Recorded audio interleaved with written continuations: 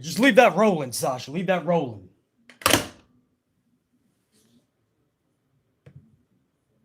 Just keep that shit on a rock, please.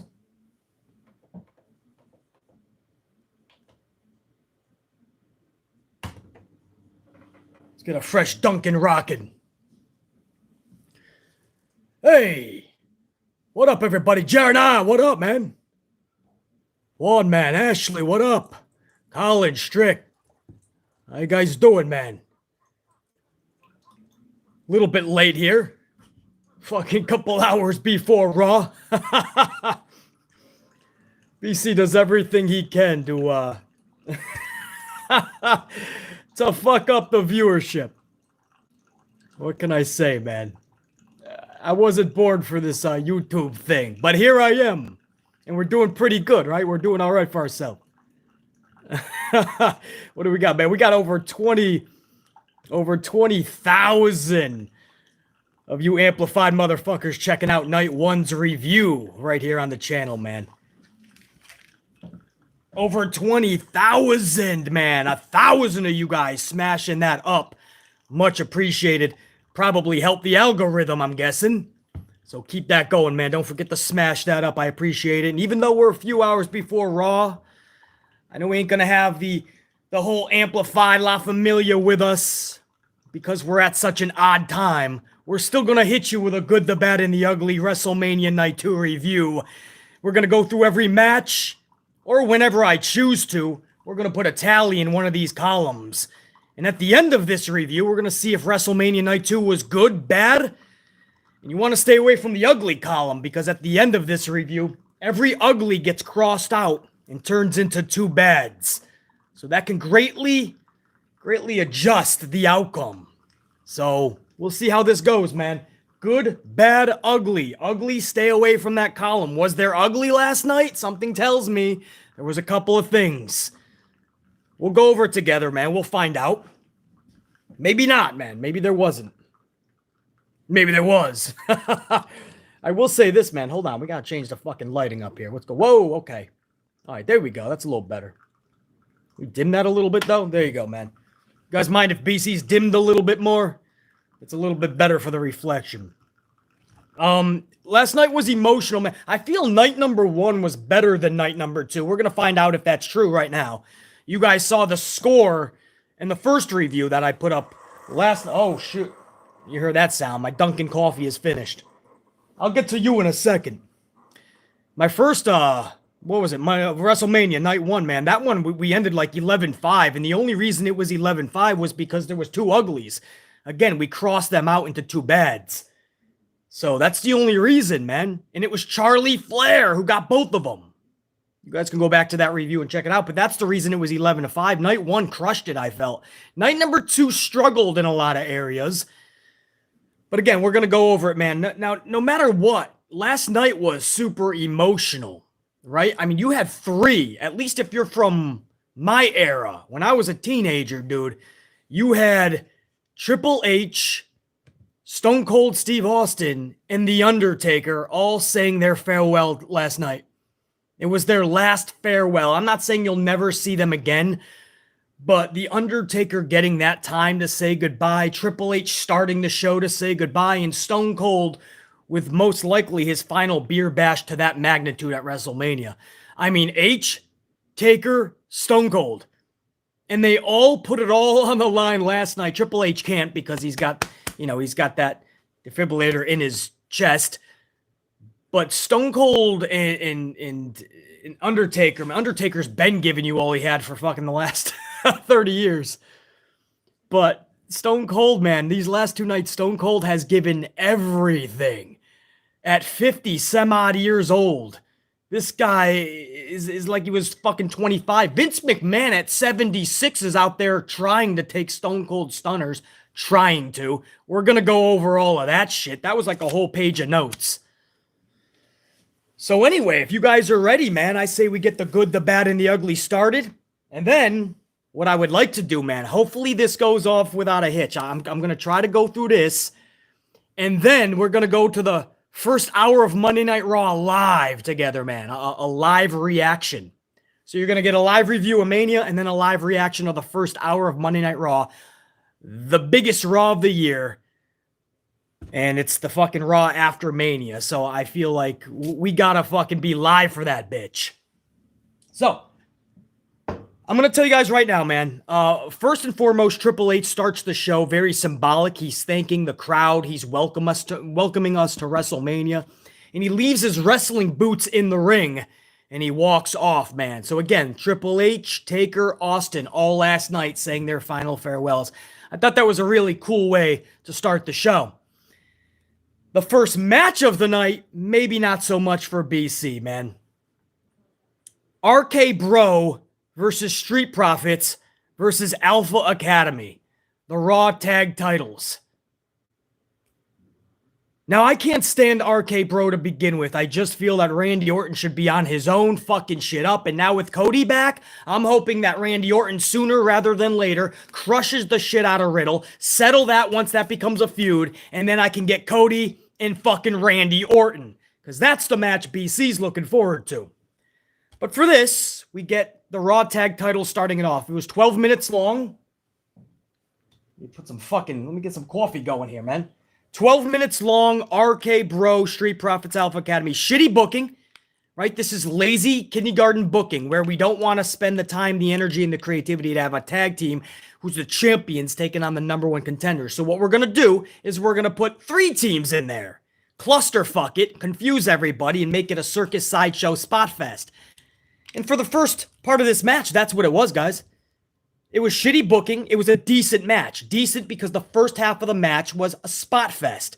So if you think a reviewer like BC is going to call this good because there was a lot of ping pong ball action, not going to happen, man.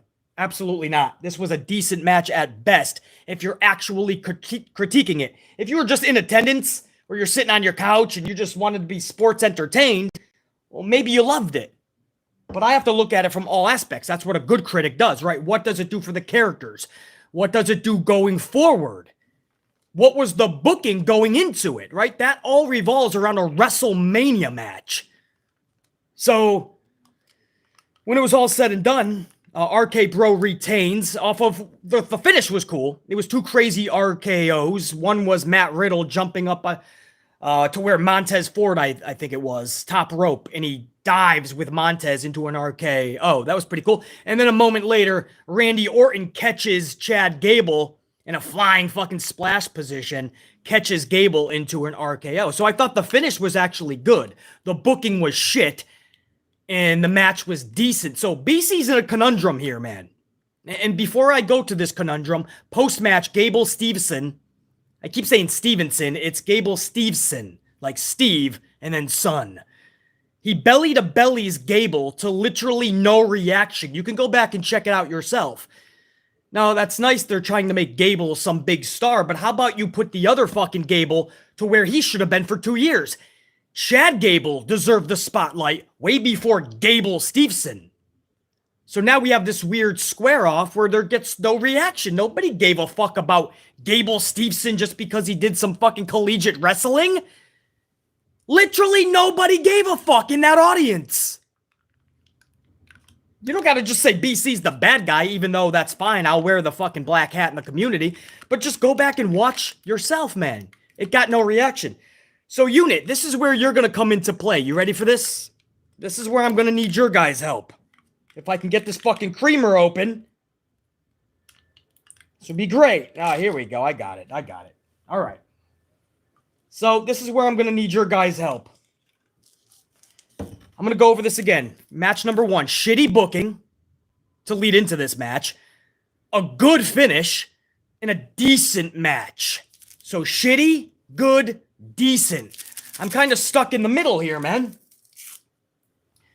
So what I'm going to do is I'm putting a poll up for my unit. In the next 30 seconds, hopefully you guys get this in the chat. It's going to be a poll from yours truly, BC. And the question is simple. Should the Raw Tag Title match from Mania Night 2 go into the good column? If you think, because it's not ugly. It wasn't enough to go into the ugly. As much as I hate RK-Bro and I would love to give it 10 uglies, I'm going to be a fair critic as I always am. So it's not going to go into the ugly. But when I put this question up, if you press yes, match number 1's going to go into the good. If you press no, it's going into the bad section. Hopefully you guys get this within the next 30 seconds. I'm going to need at least 100 people to participate before we can go on to match number 2. Right? BC was like, I'm in a conundrum. Why should I be doing all the work? I did the critiquing. Now my unit has to step up to the plate. My unit is going to decide exactly what the fuck this was.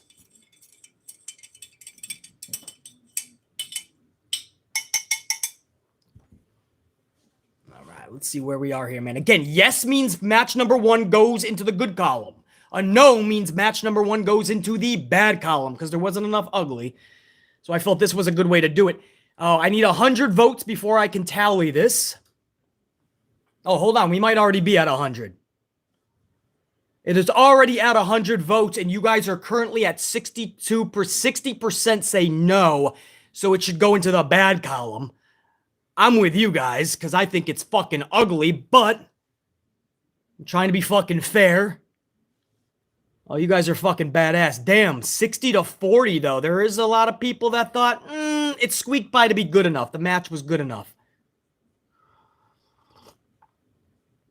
All right, I'll let this go one more fucking minute, man. I'll let some stragglers come in and fucking vote. If you're just coming in, that question is significant because you guys are deciding where this first match goes. If you think that it should go into the good column, then just press yes. If you think the match was more bad than good because of the booking and because of RKBro stuck together now for what, the next year? Go ahead and press no, man, and we'll put that into the bad column.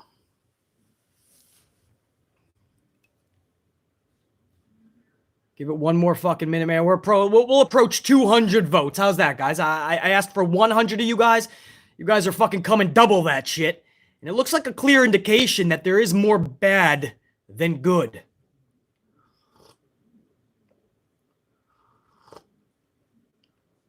All right, past 200, and this is a 60% no, 40% for yes. In other words, 60% saying bad column, 40% saying good. I thank you, unit. This is not the last time I'm going to call upon you guys. There's at least one more and possibly 2 more times that I'm going to need you guys to decide for BC. So if you can, hang tight. I got to put you guys to work again. But match number 1 does, in fact, due to my amplified unit speaking loud, my amplified unit has spoken loud and clear, and they said match number 1 goes into for night number 2 of WrestleMania. Goes into the bad column. So we're not starting off too good, but I can't blame my unit, man, because it was RKBro, in a fucking schmaz match. I mean, you got to do better than that for WrestleMania, dude. I understand there was some action and maybe even some excitement. Thank you guys too, man. Over 100 on those ups. You guys fucking rock. Let's keep that going toward 200. I saw some supers coming, guys. I'll get to you right after about 3 matches. Is that cool? Because I want to keep this rocking so we can kind of make Raw, the Raw after Mania. I want to be live with you guys for that first hour. Match number 2, we go to Bob Lashley versus Omas. The match was, I don't even know what it was. I never know what an Omas match is. I really don't, man. I'm always confused when Omas is on my TV. I don't know anything about this Omas character. I don't know what they're trying to do. I don't know if they're really that stupid that they don't realize it's not connecting, like Charlotte Flair for fucking 6-7 years and 14 titles later. But here's Lashley and Omas. I love Lashley. I hate that he's in this position. Omas just botched his way through this match. At one point, he launches into the turnbuckle head first. I think Lashley was supposed to kick his leg, but once it didn't happen, Omas goes back and does it again. The same exact thing. I'm like, bro, you gotta call the audible in those situations. Like, AJ Styles held your hand for the better part of a year.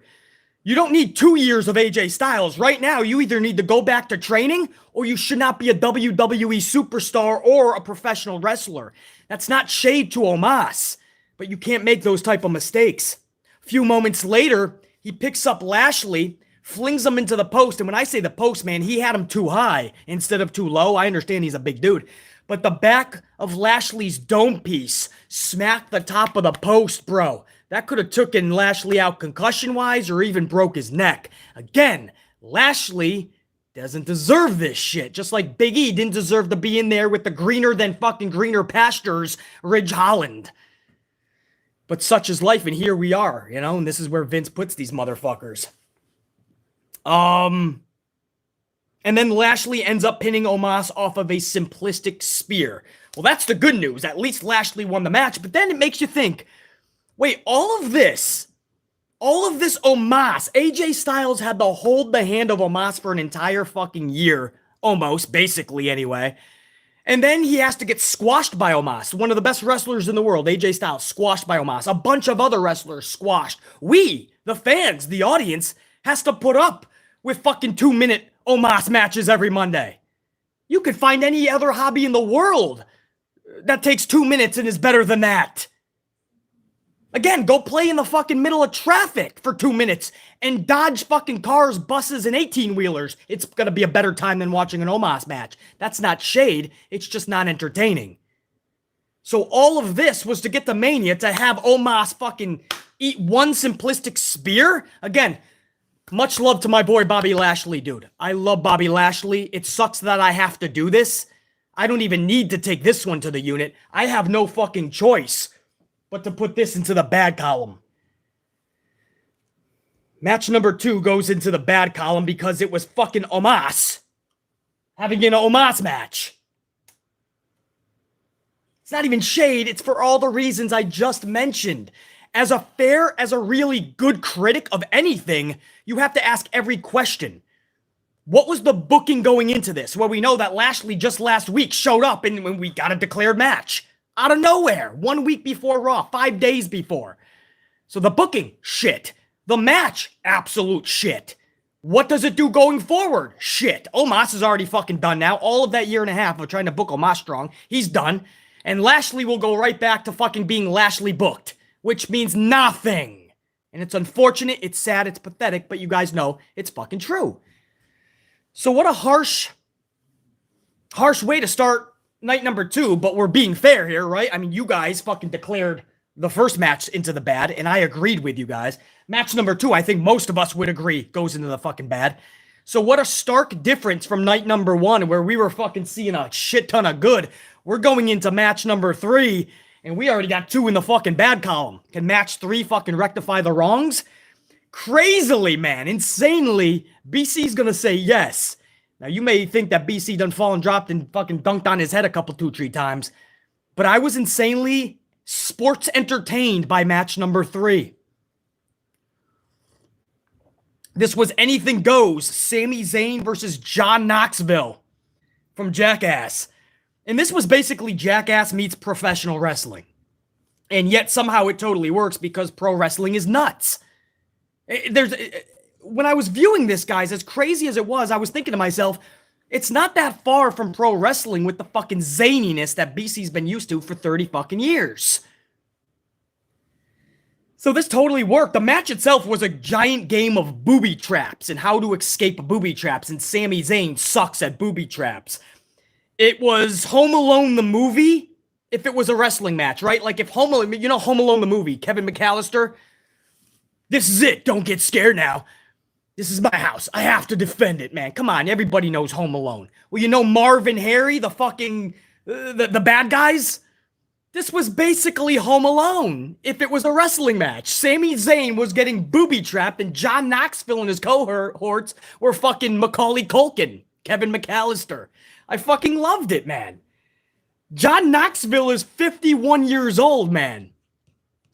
Johnny, I don't think people realize that, right? Because he's always doing zany shit, so he's always a kid at heart.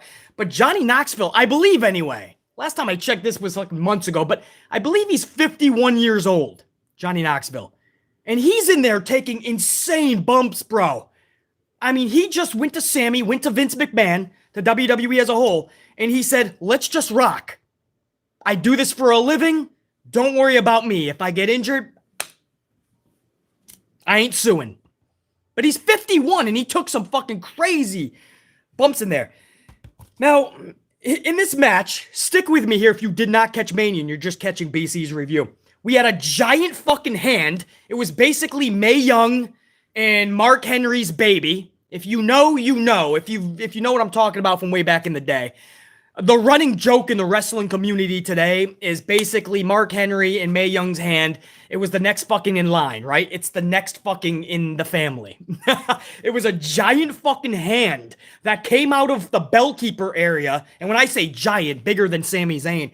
And it fucking wabaka'd Sami Zayn in his dome piece. So you have the giant hand. You had a legit fucking ball kicker. A ball kicker.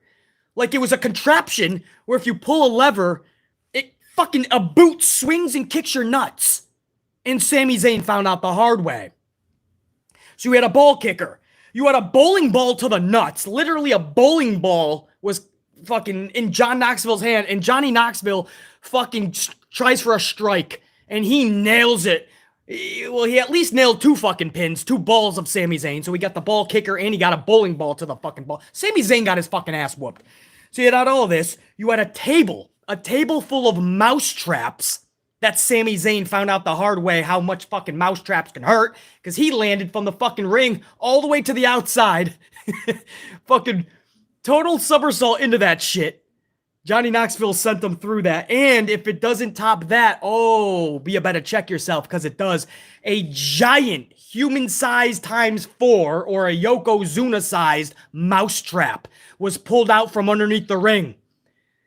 A mouse trap the size of maybe fucking Yokozuna and a half. And they place Sami Zayn on this motherfucker. And Corey Graves or somebody's yelling, no, that's where the cheese goes. I couldn't help but fucking laugh at that, man. So Sami Zayn is being put down and somebody on commentary is like, that's where the cheese goes. And BC starts cracking the fuck up. They have some trouble with the lever. But Johnny Knoxville goes to the secondary latch, which could have taken his fucking dome piece off. But he saw it last second as it was going up, and Johnny Knoxville was able to duck out. And this thing fucking pinned down Sami Zayn. Now, you could tell it was light, but Sami Zayn was acting like he was fucking held down. That's how the match actually ended. With John Knoxville Sami Zayn pinned down by the human mousetrap. And Knoxville gets the pin. But you also had a fucking little person in there body slamming Sami Zayn. Now, I don't watch Jackass. Maybe you guys know this little person's name, but this dude was badass. He comes out from underneath the ring like Hornswoggle fashion, gets in the ring, and he goes he goes face to fucking ballish area, but he picks up Sami Zayn and he fucking body slammed that son of a bitch. No joke, bro. So, mad props to this little person. You guys are telling me his name is Wee Man. So Wee Man got in there and did the fucking deed.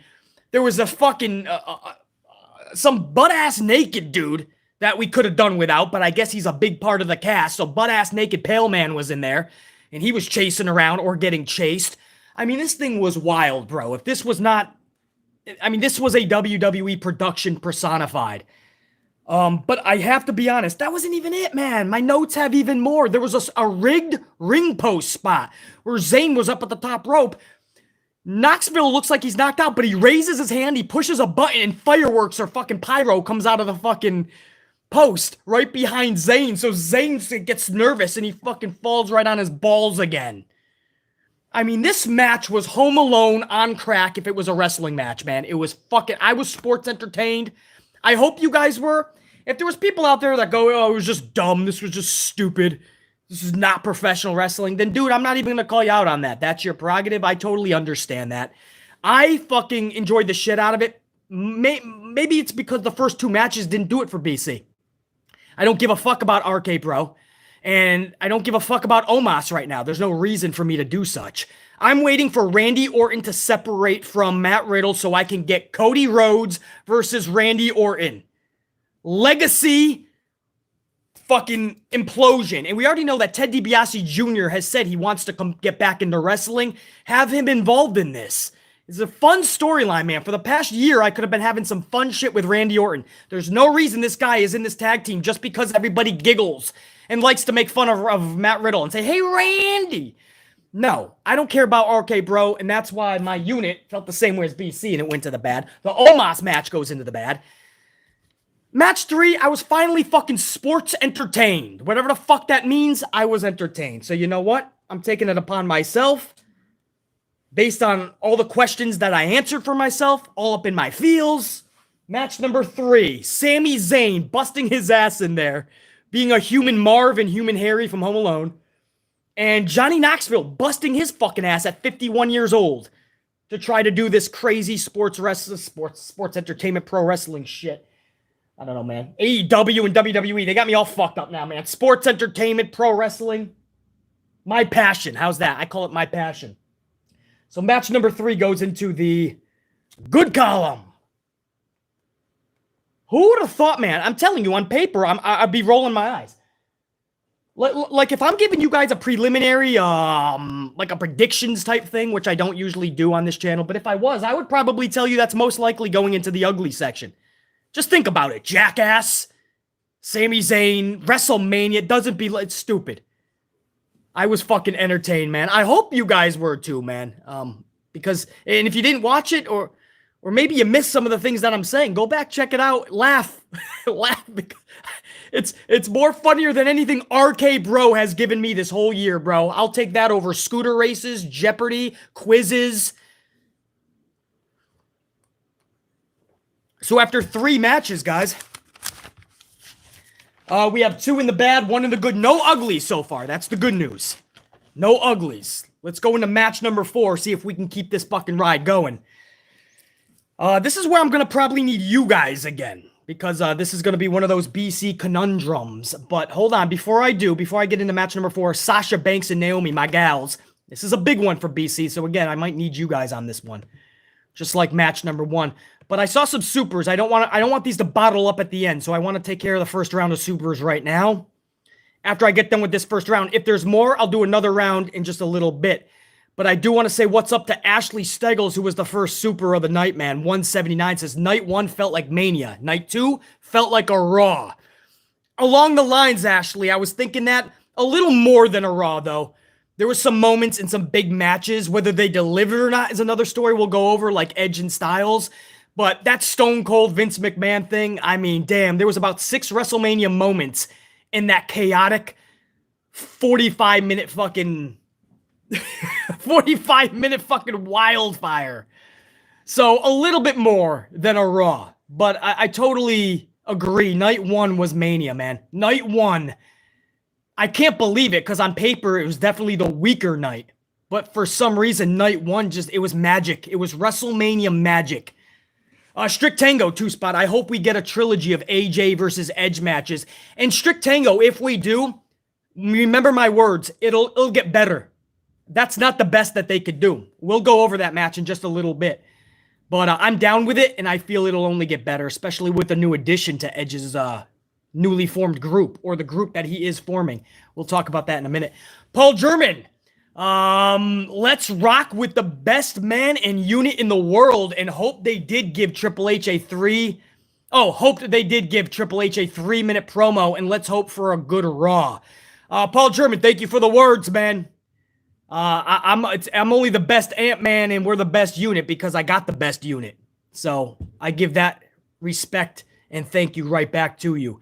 As far as Triple H, man, I don't know if he's going to get another goodbye send-off tonight on Raw, but it was really cool that they gave him that moment last night at WrestleMania. And I'm hoping for a good Raw. It could be a clusterfuck because they're going to try to overdo a lot of things. You might get Alexa Bliss back. You might see Bayley off the bat.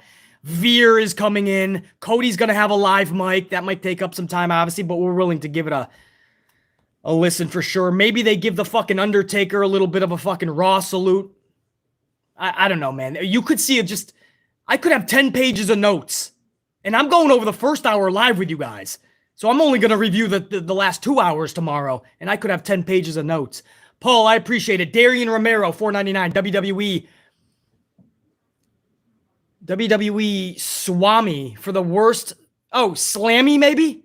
Slammy for the worst stunner of all time goes to Vincent Kennedy McMahon. Well, Darian, he already had that, though. 1997. What was it? September 20th? Somebody will probably correct me on the date, but back in 1997, I think it was September, maybe November, but he already took the worst stunner of all time. So this was just 20 years later, man. 20 fucking 5 years. What the fuck is it? I don't even know. A quarter century later. And he came back to overdo himself, man. Grey Goose 545. Thank you for the 5 spot, man. Thank you for the coffee. Grey Goose 545. Big Nang 5 spot. BC, YouTube, Family Guy Randy, and you'll get the future feud for RKBro. YouTube, Family Guy Randy. I'm going to pass, Big Nang. I'll take your word for it. That's probably where I'll find the info. But I'm going to pass on anything RKBro. Big Nang, thank you. SOS TDM 617 2 spot. BC, what the fuck is wrong with Riddle? He has nail polish. That's the least of my worries, SOS. But you're right. I don't even know what this fucking guy is on. You see him at the Hall of Fame? SOS TDM 617? The dude is fucking... He's sitting down when he should be standing for legends coming down. Then he's pointing at McMahon when he comes down like, dude, it's our boss. You guys remember when McMahon was in an angle and he was walking by the whole roster backstage? They were all supposed to be serious. I think it was Paul London. Paul London is smiling and laughing as McMahon goes by. Paul London was fired like that night.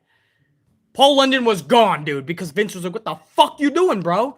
Matt Riddle is a fucking idiot, and I want to like him, but I'm starting to see why everybody in NXT could not stand him. It's obnoxious to an annoying level, right? I was hoping it was just obnoxious to a fun level, but it's obnoxious to a I couldn't stand in a room with this guy for 2 minutes level. I can't do Matt Riddle, man. I just can't. I can't. SOS, man. And the nail polish. I don't even know what this dude. Yo, Dave Mealy, 499. What up, Dave? Let me give a salute to Dave, too, man.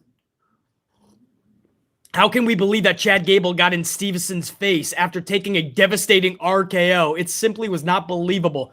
Because, Dave, they tried to make it a big Stevenson moment, and nobody ended up giving a fuck. They're making a big deal out of Gable Stevenson because they think people are going to give a fuck from his collegiate wrestling. Nobody gives a fuck. I don't even give a fuck about Gable Stevenson. You're going to have to make me give a fuck. Fucking up the other Gable that should have been getting all the limelight this last 2 years, Chad Gable? No, that's the Gable I want to see spotlighted. Not fucking Gable Stevenson. I don't give a fuck about this dude. Make me give a fuck. He just gets in there and he fucking squashes a guy who just took a fucking pin. He just got beat. Alpha Academy was damaged last night. So let's bring in the new guy to squash him some more.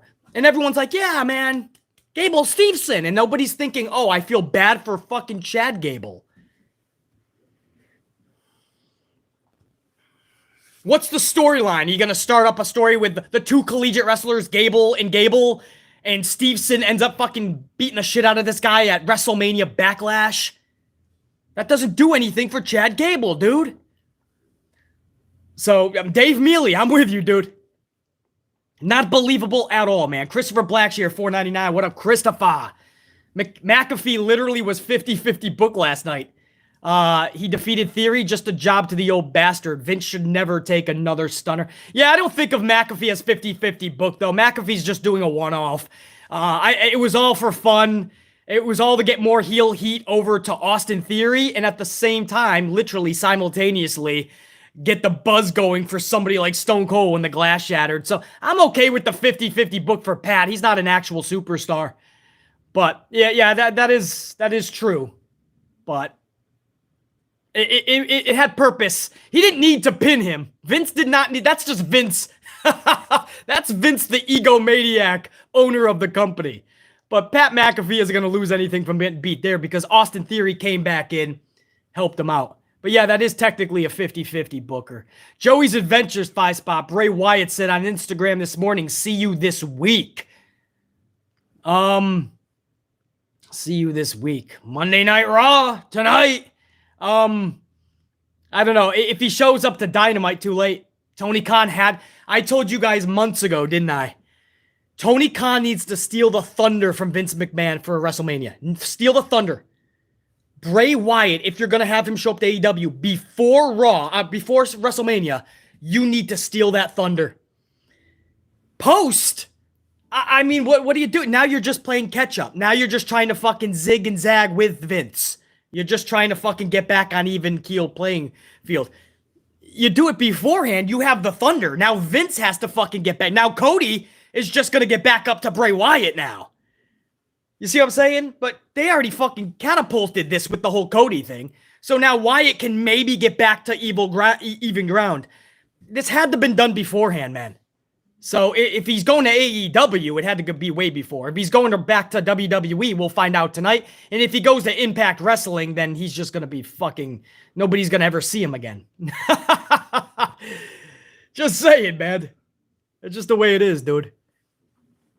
But, all right, let's go into match number 4. Thank you guys, man, for all the shout-outs and the coffees. All the supers, man. You guys are the fucking best. We're coming out at fucking past 6 o'clock at night on a Monday before Raw, and you guys are still here large and fucking rocking.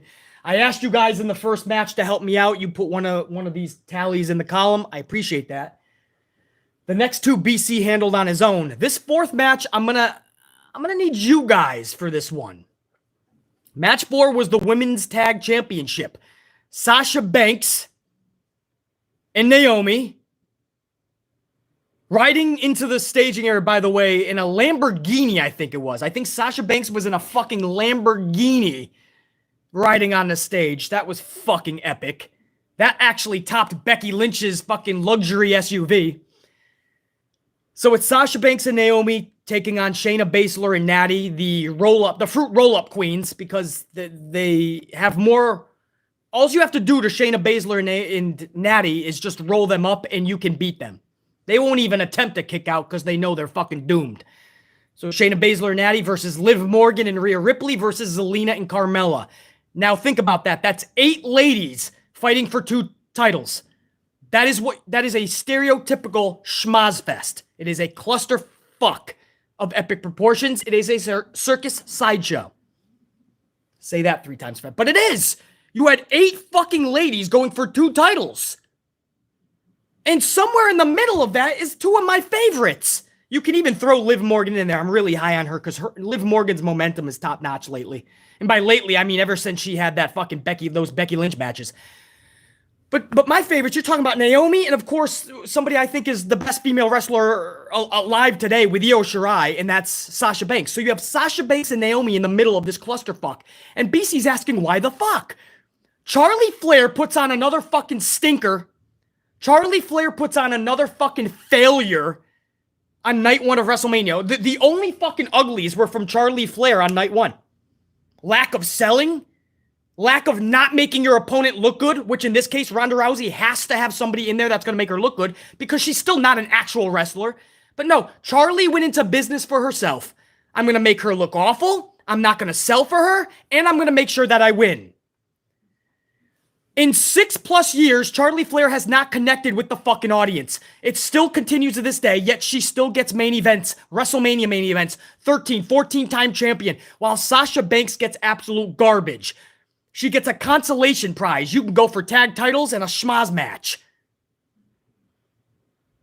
Yeah, it frustrates me because I've been seeing this for years. And here we are in 2022, WrestleMania 38, and Charlie still is not connecting with the audience. Charlie still is not selling. Charlie still is not making her opponents look good, and Charlie is still putting on stinker matches. Sasha Banks is still putting on fucking gems whenever you give her an ounce, 1 iota of a one-on-one match. She showed you last year with Bianca Belair what she could do. But I can name you off the top of my dome piece 25 epic Sasha Banks matches. I cannot name 25 Charlotte Flair epic matches. It is frustrating to see this keep happening, and nothing changes every year. It was the same thing with Roman Reigns for years until they finally changed it, and now Roman is the best version as a heel. And it's working. Even if you don't like Roman, this is at least working way better than forced-faced Roman, and you know it. But they never decided to change Charlotte. No matter who gets ruined in the process, Asuka had her title reign ruined because she first had to hold the hand of Lana, and then when Charlie came back, Vince knew she wasn't gonna get a good reaction, so they had to kick Lana to the curb, and then Asuka had to hold the hand of Charlotte. And this is while Asuka was champion, by the way. She never got a good title reign. And then Charlie just ends up getting the fucking titles anyway when it's all said and done. So they use up Asuka, throw her to the side, and Charlie takes her fucking place at the top of the mountain again. This isn't even shade to Ashley Flair, who's a sweetheart in real life. It's not working. Put Sasha Banks in these main events where you know there's a connection, you know you're going to get a banger, you know she's going to sell, and you know she's going to make her opponent look badass. It's not just because we're a fan of her, it's because of what we know she's capable of. But here she is. Middle of night 2, going for tag championships with fucking 6 other females. What these gals did in less than 12 minutes is mind-boggling and unthinkable. I'm going to say that again, unit. 8 women going for 2 titles in one match, and they only gave them 12 minutes. So they had to rush everything. It was a spot fest galore. And what they did in those 12 minutes is mind-boggling and unthinkable. How they were in position to hit all their spots, I have no idea, because it was a ping-pong schmoz fest. The crowd really never got into it. The crowd was never able to get into it. 1, because they were still coming down from the Jackass match. And number 2, pretty sure they couldn't keep up with the match. This isn't how you book people like Sasha Banks. Sasha Banks can be putting on epic main event one-on-ones. But you want to fucking book her like this in a ping pong contest? It's a shame. The audience never had a chance to fucking connect with it. Sasha Banks is too fucking good for these car crash matches. The finish saw my gal Sasha Banks and Naomi defeat Zelina and Mella to become new tag team title holders. On one hand, it was so awesome to see Sasha and Naomi together holding up titles. Being a huge Sasha Banks fan and being so high on Naomi, it was a special moment for BC, even though I know there is no division at all. The tag titles are basically rendered useless and irrelevant and non-existent, just like the division. And I knew that they should never even have been booked in that match. But there was just a piece of me that it was just such a cool moment. And backstage, they took a photo with Bianca Belair and her newly won Raw Women's Championship. And I just thought that was an awesome photo. But on the other hand, I can't help but think about the lack of care into the booking, the pathetic booking, the rushed pace because it had to be a 12-minute ping-pong schmoz fest. And now what it leads to, which is Sasha Banks and Naomi are now what? Tied at the hip in a fucking tag team? We can go back a few years ago when Sasha was with Bayley. And I had to put up with fucking Boston Hug Connection. Not that... this is a Sasha Banks channel, man. We love Sasha Banks. We love Bayley's new work as a heel, for sure. But I'll be the first to say, Sasha doesn't need to be in a fucking tag team. Nor did Bayley. Just like Naomi, one of the most gifted, athletic competitors in all of pro wrestling, male or female, Naomi still brings it 10 years into this fucking company. And then you have one of the best wrestlers in the world, Sasha, and now they're going to be in a fucking tag team because Vince doesn't want to give them the time of day in singles competition. I find that fucking pathetic. So on one hand, I love seeing them hold up gold, and on the other hand, I know what this means and what's happening in the future. So, I have a conundrum. This is why I have to bring it to my unit. I'm going to ask just like I did in the first one, which, by the way, I have to take this poll down now. Almost 500 of you guys fucking voted. And I already put it in a column when it was over 200. But after 500 votes, it was still 51 to 49 no. The Raw Tag title match should not go into the good column. So... it was tight after 500 votes, but you guys still voted by 2%, guys. When I ended that, it was at 51-49. 500 have voted. You guys still voted. It should not go into the good. So the RKBro title match still went into the bad. But now I'm going to ask you a fucking new one. Look at that fucking... I got the result in my thing because I just shut it down. Should the Raw Tag title match from Mania Night 2 go into the good column? 50% said no. 49 yes, guys, after 500 plus votes. By 1%. And again, I had already put it up after 250. But after 500, that is crazy how close you guys were. But now I'm going to ask a new question. And this is going to be for match number 4. So bear with me while I put this up and post it.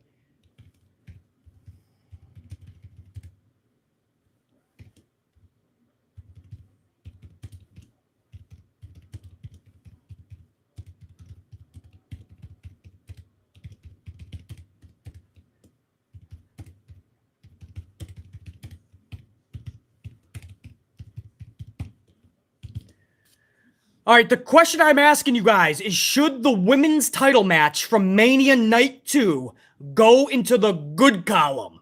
Because I'm in a conundrum. I love Sasha and Naomi. I just think everything about this was just should have never been. And I don't like them just thrusting tag team. But I don't know, man. I want to think clearly. And as an honest critic, I want to take it to my unit for this. So hold on. I'm going to put this question. I'm going to post it. You guys are going to see this within the next 30 seconds. I need at least 100 of you to participate for this to be an accurate poll. So again, should the women's title match from Mania Night 2 go into the good column? If you think yes, it should go into the good, press yes. If you think it should go into the bad, press no. Because it is not going to go into the ugly. Sasha Banks and Naomi holding up titles will never go into the ugly. Never. So this is either going to be good or bad. So here it goes, guys. In the next 30 seconds, if you think it should go into the good, the women's tag match, Sasha Banks and Naomi winning those titles. If it goes into the good, press yes. If you think it should go into the bad, press no, please. And I need at least 100 of you guys, so I'm going to give you a couple minutes, or 1 minute. Actually, we're already over 100. You guys fucking work fast. Badass. Oh, we're going to a couple hundred already, man. Should the women's title match from Mania Night 2 go into the good column? 55% are currently saying no. 46 yes. This is another close one. You guys are coming to knock heads today, bro. You guys are right down the middle today, man. The first time I asked you for the first match, you guys, it was 1 vote. Or 1%. Hold on, I'm going to let this go for a fucking minute and we'll see, dude.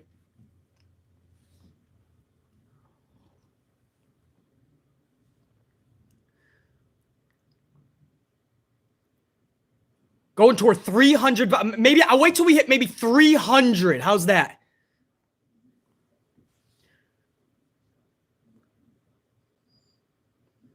$300, and then we'll see 53% are current. This is so tight, man. I think it's because we have so much respect for Sasha and Naomi, but I think more people realize, like, wait, now Vince is just gonna. There's still gonna be no division, and this should have been 2-on-2. First of all, 2-on-2. This should have never been 4 teams. On top of that, there is no division, so these titles are irrelevant anyway. 53%. We got about 7 more votes, and then I'm going to end it, guys. This is close. This is actually fun. This is more entertaining than most Monday Night Raws. 3 more votes. I don't know if it's going to change, bro. This could be going into the bad. We have just eclipsed 300. It is going into the bad column. Match number 4. The Women's Tag Championship match. 52-48. How close is fucking that? I have to end the poll now. We should be getting the results within the next 30 seconds. I think it shows up in your chat as well. It just popped up in mine. There's the result. It should be in your chat. No, said 51%. Yes, said 48. The first time I asked you for the first match, 1% separated you guys. 3%. You guys are so fucking close here, dude. But guys, much love to Sasha and Naomi. This is not indicative to their performance or them winning the titles, man, because I think that's a good moment for them to be together and holding up titles. It's just that if I'm going to be a fair critic, I have to ask every other question, and I'm not getting the right answers from that company. So my unit kind of agrees, kind of more in line with BC. But to everyone that participated and said it should go into the good, man, much love and respect to you guys. I don't blame you at all. I hear you. I was in a conundrum. That's why I asked you guys. I could not make a clear-cut decision, so I brought you guys in. But unfortunately, it has to, guys. Just because there's so much wrong in this match. So that's match 4. Thank you guys for participating, man. That was a lot more fun than most Raws, like I said. You guys are fucking top notch. We're going to go into match number 5, which was Edge versus AJ Styles. A dream match for many people. From the jump, just for Edge's epic entrance, guys.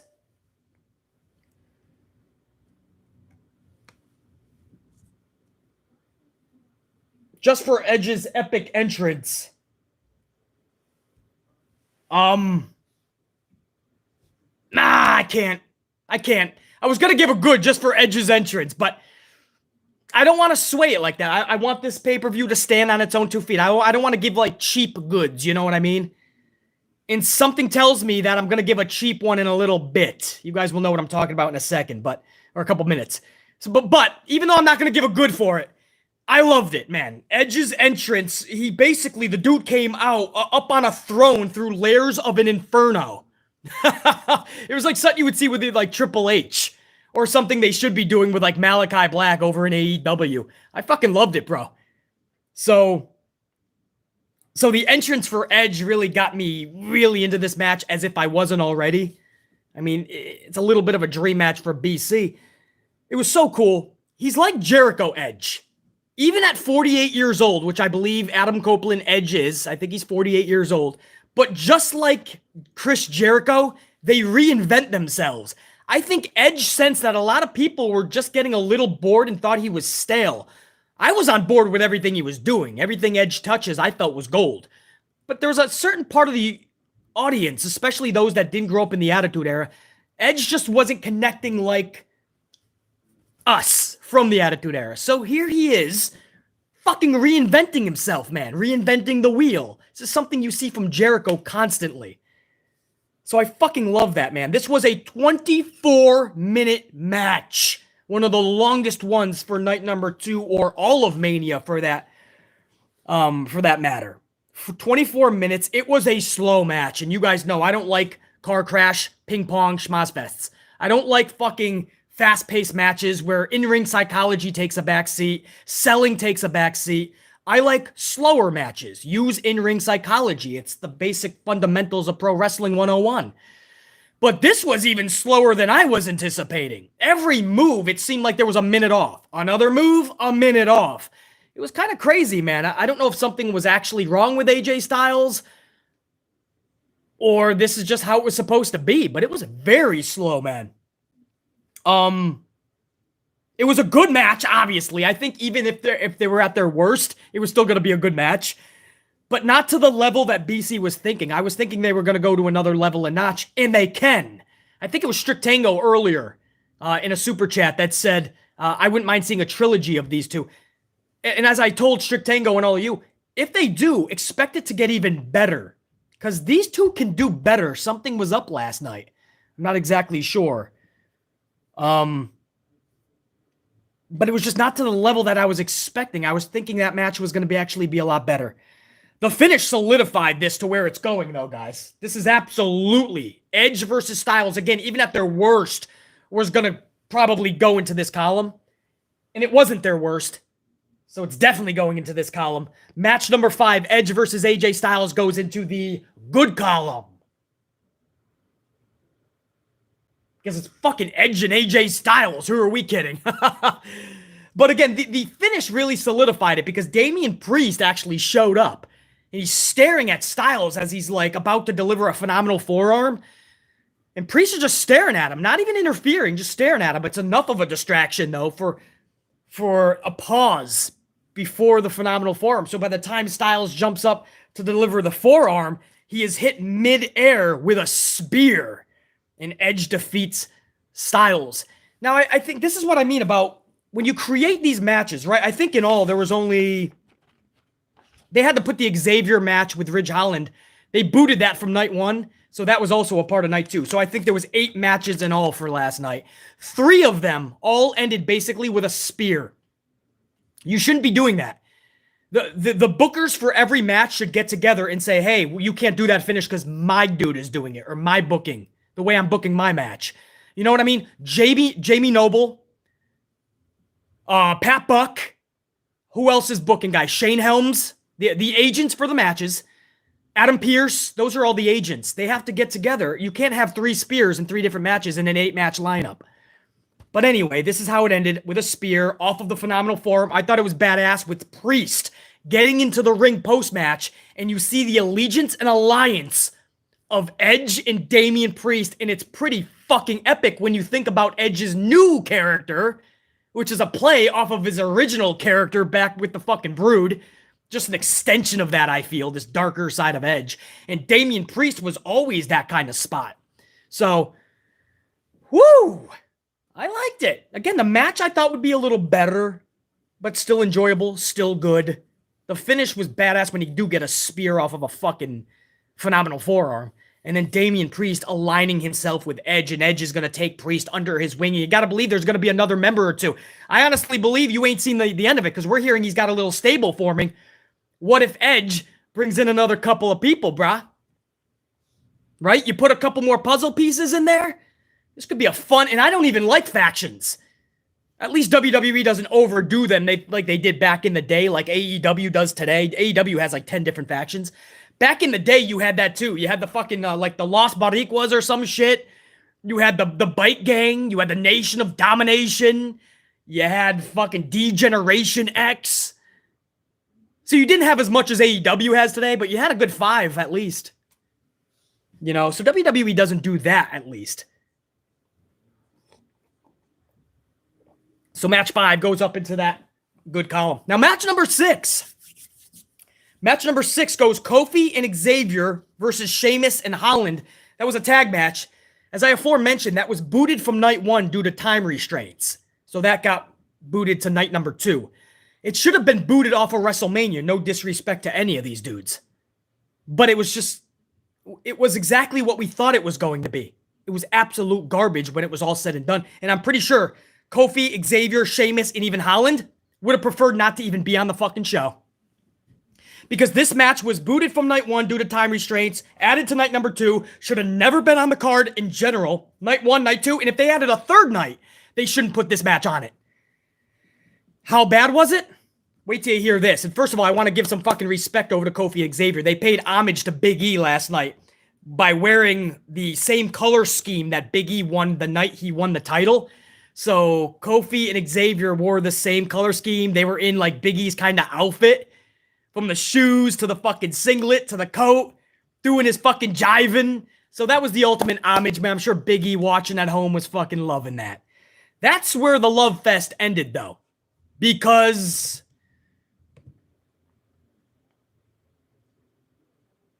the match was 2 minutes.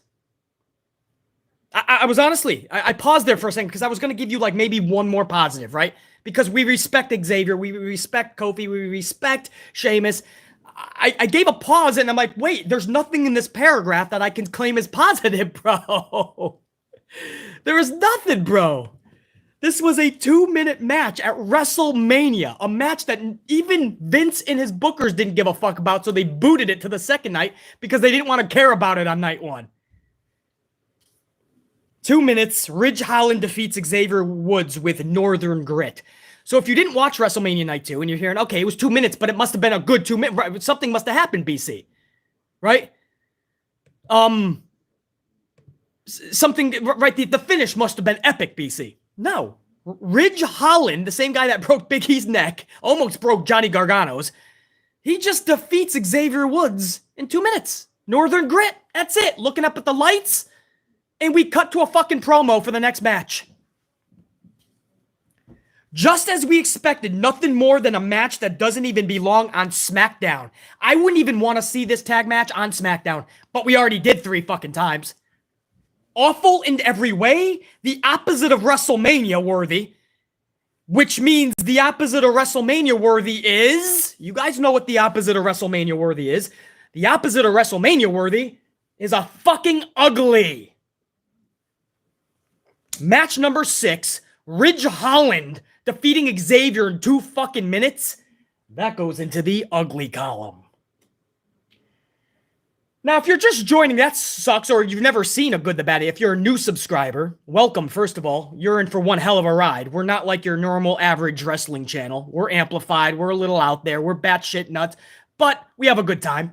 But we don't do normal reviews on this channel. We do the good, the bad, and the ugly. And if you get an ugly, a tally in the ugly column, when we're done with the review, we take the ugly off. Every ugly gets crossed out, and we turn it into 2 bads. So technically, right now, it's 2-5. And this is a bad pay-per-view. They need to pick up their fucking shit right now. Because this is drastically different than night number 1.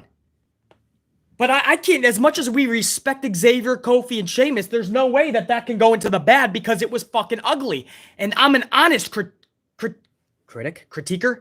we'll say critic. We'll use proper English. I'm an honest critic. I'm not just going to say it's bad because I respect them. It was a fucking ugly match. The booking of it, the match itself, and what it does for all of them is nothing. So the entire thing, I'm being generous. If you want to call me just the asshole, that's fine. I'll sleep like a fucking baby if you want to call BC names. I don't give a shit. I should probably put 2 fucking uglies in there. So I feel I'm being generous. Anyway, we're about to go into match number 7. Austin Theory and Pat McAfee. But before we do, man, I had a couple more supers. Let me do one more round of supers. Then I'll get into match number 7. And I assure you, I'm going to try to get us all done before Raw hits there. The biggest Raw of the year, the Raw After Mania. I'm going to try to do the first hour, a live reaction in this very stream. So hopefully we can do that, guys. We'll see. I want to be live with you guys for the first hour of Raw. We'll see if I can actually do that. But first, I got to go over to Christopher Blackshear, 199. Finally, Sasha got her Mania win. Yeah. I mean, the match, the booking, what it means for everybody going forward, I mean, it's absolute shit, unfortunately. But seeing Sasha hold up gold with her good friend Naomi, and looking at that photo backstage with Bianca and her newly won title, I loved it, man. I just wish Sasha Banks got more love and respect. She's too good to be playing around in a match like that, bro. But yeah, totally, Christopher, man. I was proud and happy of Sasha in her own right. One of the best wrestlers in this world, male or female, I don't give a fuck. Sasha is that good. Carlos Ray, Ted Spot, you heard why Peacock kept blacking out during the Charlotte Ronda match, right? Charlie's wardrobe malfunction. Yeah, I heard there was a fucking nip slip up in there, Carlos. If it was a younger BZ back in the day, man, I'd probably go back and be like, where was it? But I did go back. I'm going to take your guys' word for it yeah, because mine blacked out a couple of times. So was it a double nip slip? Was it just a huge nip and it needed 2 fucking blackouts? Was it both nips? I don't fucking know, Carlos, but I heard the same thing, dude. Carlos, thanks for joining me on a late night too, bro. Much love and respect. I'm going to try to do a hour 1 live reaction to Raw, Carlos. So we'll see if I can do that. Joey's Adventures, 5 spot. I'm guessing Roman isn't badly hurt or rumor sites would be all over it by now. Actually, the rumor sites were saying that, oh yeah, no, they didn't. I did hear some stories that he could be injured. There was photos that showed Roman's arm before Brock got him in that submission, and then photos after, and it looked like there was a fucking bulge in his arm, like it was bruised up, puffed out. So I hope Roman's okay, man, or he could be fucking forfeiting both titles tonight. Either way, I expect Roman and The Rock for WrestleMania Los Angeles next year. But yeah, Joey's Adventures, I've been trying to work that story for the last several hours. So I'm going to keep tabs on that. Tori Lachey, 199. What up, Tori? What if Sasha and Naomi joined the bloodline? Oh, then now we're talking, Tori. Come on, Tori. Now we're having fun. So now you have the Usos, tag title holders, Naomi and Sasha, tag title holders, and Roman, both fucking title. The bloodline just got fucking 98% better than they already were. I've been saying, Tori, Naomi has to be in there at some point. Switch it up. Let's get fun with Naomi. If you want to add Sasha in there, let's fucking rock. You know, you'll hear Tori people saying that it's the bloodline. Sasha doesn't fit in there. I could think of a million storyline ways to fit Sasha into that. But Tori, yeah, now we're having fun with it, no doubt. Now there's a reason for shit to happen. Now we're getting creative. I love that idea. Sheriff Rivers, 6 spot. Pineapple anchovies on pizza is delicious as fuck in response to your NXT vid. LOL. I forgot what I said, Sheriff Rivers. Sheriff Rivers, my last NXT, are you talking about the Stand and Deliver live stream? Saturday, I put in nearly 8 hours of live stream content, guys. 8 hours almost. I was live with you guys on Saturday within a 10-hour period. I don't know. I mean, there's nobody else in this fucking community that does shit like that. BC just got amplified. My amp unit showed up, and we rocked the fuck out of those streams. But Sheriff Rivers, I forgot what I said on that one, man, for the pizza. I got to go back and check that now. Trev Reigns, the Tribal God, 10 spot. Trev, thank you, Trev. What's up, BC? What up, Trev? I'm on my way home from the gym. I can't wait for you to call Raw After Mania. I love the reactions. The reactions vids. And I'll be tuning in later tonight, I think is what Trev is saying. Night 2 was a waste of time for me. The only good was Edge versus AJ and Roman winning. Yeah, Trev, you had no fun with the Jackass segment match? No fun with Austin and McMahon? But I do agree, Trev. Night 1 was definitely better. But Night 2 had some moments, man, that'll forever live in the annals of time. I'm glad to hear you're coming back from the gym, though, bro. Bust your ass in that thing. Get strong. And thank you for loving the live reactions. Hopefully we can do that for Raw in less than half an hour. A little more than a half an hour. Trev, thank you, dude. Dave Mealy, 1999. Dave! As I said earlier, I'll say it again. Much love and respect to Dave, man. Edge is a pure genius. Not only was his promo a few weeks ago a reference to his Judgment Day pay-per-view poster about a decade ago, but his Mania entrance and his clothes gave me a Ministry of Darkness feel. 100%. 100%. And Dave, when they aligned him with the Damian Priest later after the match, I was like, this is fucking brilliant. They fit like a fucking glove, bro. Ministry of Darkness, Damian Priest. It all works here, Dave. Carlos, another 10 spots, says, sorry to change the subject, but do you have any info on the new season of Stranger Things? Salut. I don't, Carlos. I'm thinking July 4th-ish. That's usually when they bust out a new Stranger Things. I'm going to be all over that shit, though. The Duffy brothers have they showed their scripts, and it's bulky, man. There's 10 great episodes coming for Stranger Things. Any Stranger Things fans out there? Carlos, I'll be looking into that, man. It's coming sooner rather than later, the next 3 months. I can't wait for that shit. Sheriff Rivers, 5 spot. Alvarez said night 1 and 2 had both fake attendance and 2 hours of video packages, and I may be in the minority, but that AJ Edge match just didn't hit. Well, Sheriff Rivers, I don't give a fuck about Alvarez at all. But I could have told you the numbers are Sheriff Rivers, I told you in several videos that the numbers are always exaggerated. So, Sheriff Rivers, I don't need Alvarez to tell me that numbers are exaggerated. Vince McMahon takes it by the thousands. 6 years ago, WrestleMania 32, that same stadium, he had the balls to say that 101,000 fans were in attendance, breaking the Pontiac Silverdome's WrestleMania 3 attendance record of 93,000. That, my friend, was bullshit. Because the Arlington Police Department said that it was 80,000 actually in attendance. So that Pontiac Silverdome WrestleMania 3 attendance should still be in play. But yeah, it was exaggerated by probably 5 to 10,000 fans each night at least. At least. Sheriff Rivers, no doubt, man.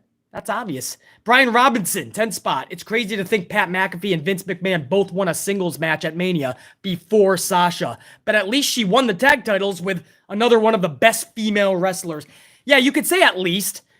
But just think about that, Brian Robinson, because I forgot to even mention that. Because that's a true statistic.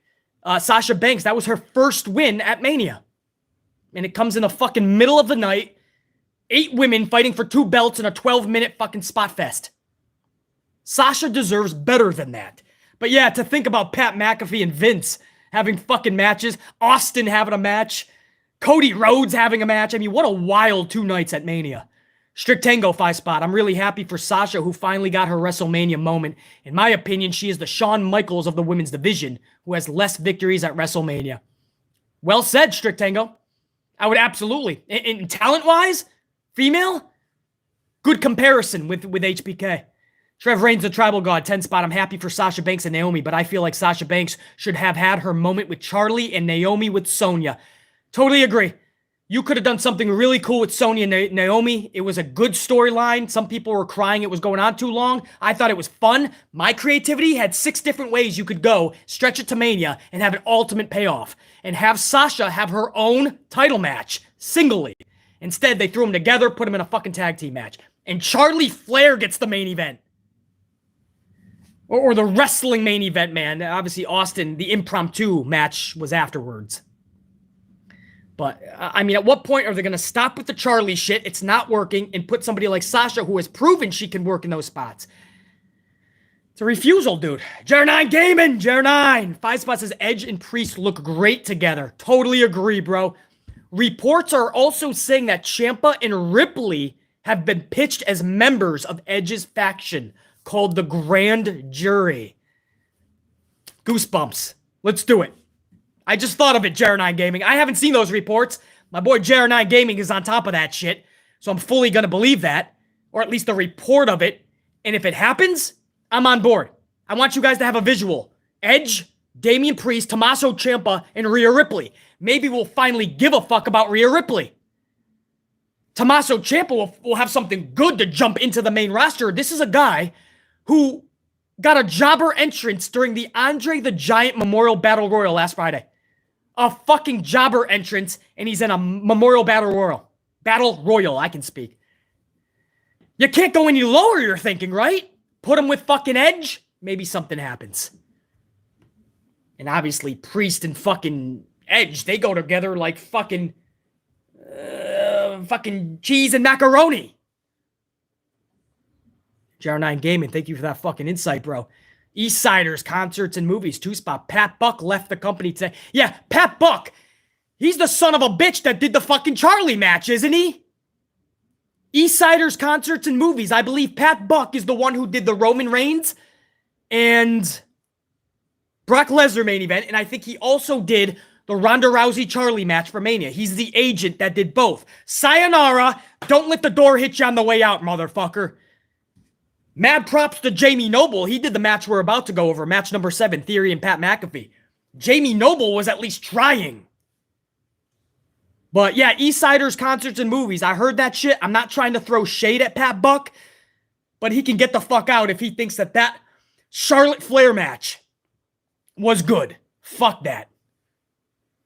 Otis Link, man. What up, Otis? Haven't seen Otis in a while, man. $4.99. Charlotte pushed for the Ronda match instead of facing Sasha. She shot herself in the foot because the Sasha match would have been way better. 100% Otis Linkman, and that's a true story, by the way.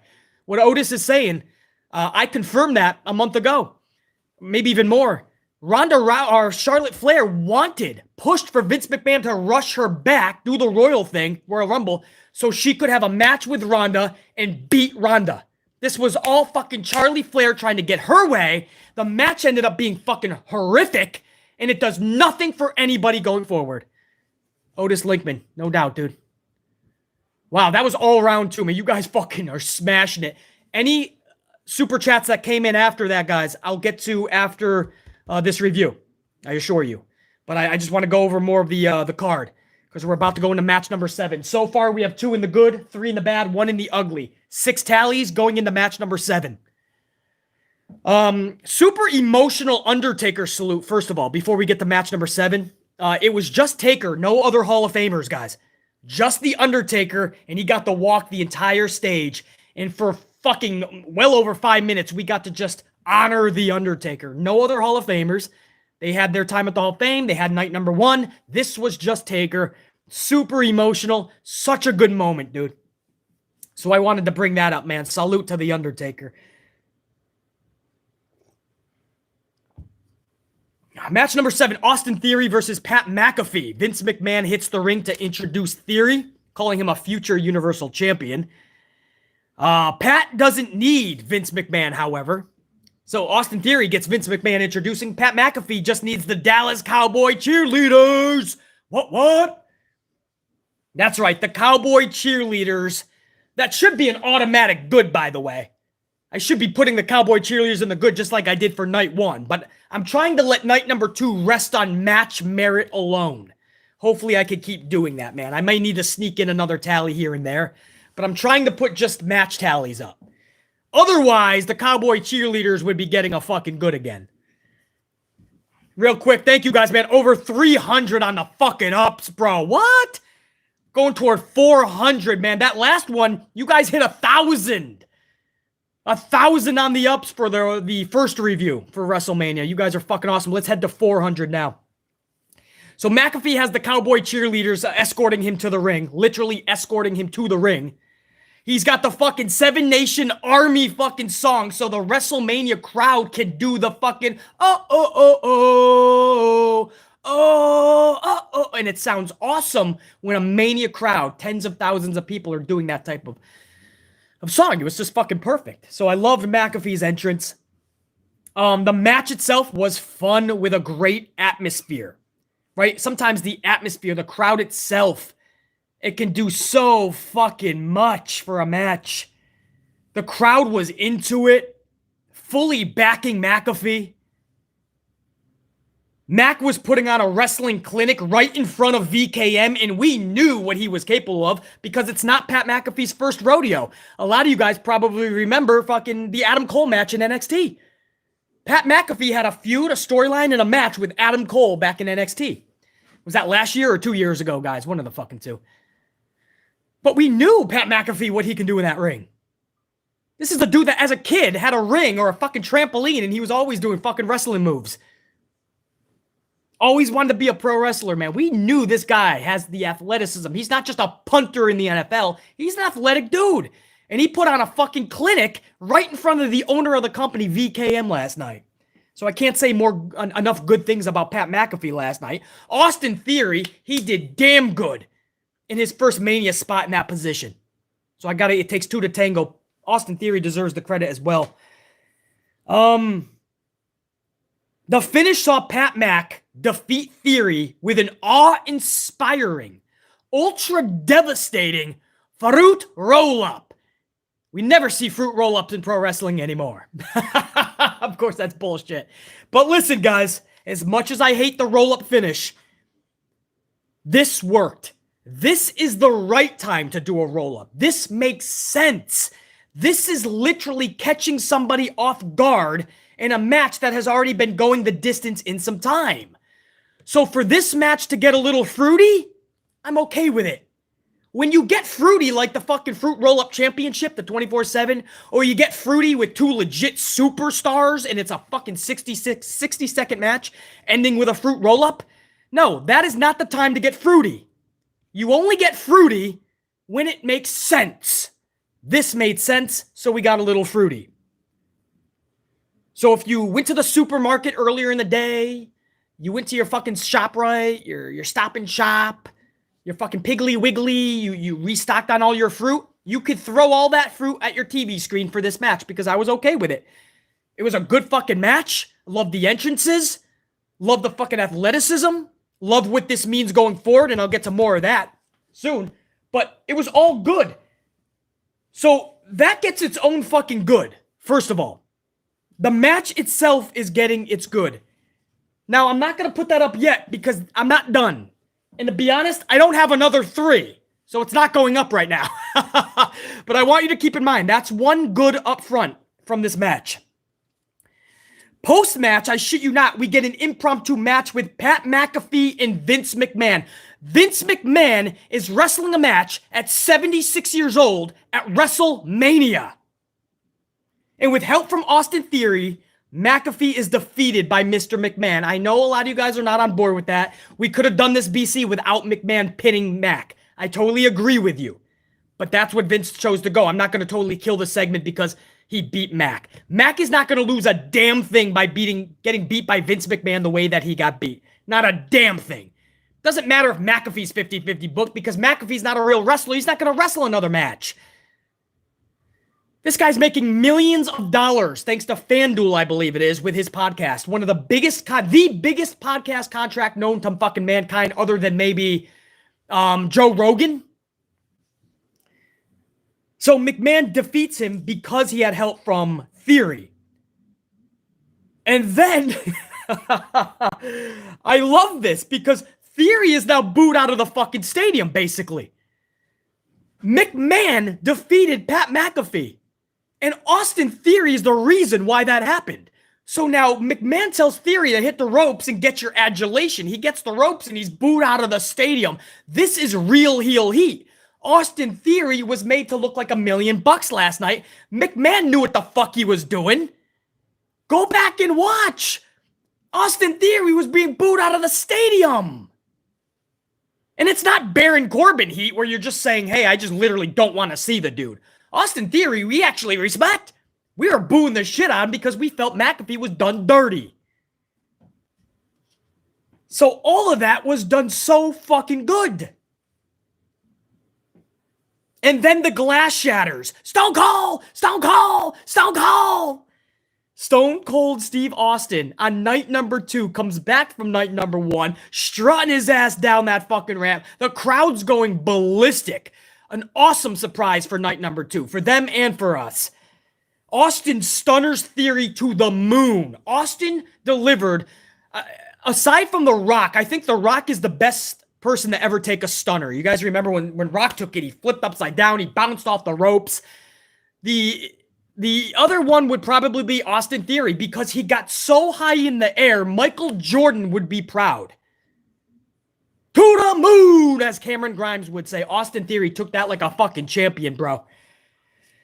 So Austin Theory gets fucking stunnered to the moon. Then he tries to stunner McMahon. He gives McMahon a beer. McMahon is guzzling this beer. He kicks McMahon. McMahon falls. First, can I just say, man, can I rewind a little bit? When Austin Theory's music played, McMahon thought it was Stone Cold's. Go back and watch the tape. Watch the footage. McMahon's music stops because McMahon said, cut my music, play his. He literally said, play Austin's. So, Austin Theory. So the music hits, and he looks at the tunnel all nervous, and then he realizes, oh, that's not Stone Cold. So he basically ruined the surprise a little bit, knowing that somebody is coming down. McMahon was off his rocker last night, bro. I think his age, I'm not trying to throw shade, because at 76 for him to do what he did out there, man, that's magnificent. I think it's catching up to him, bro.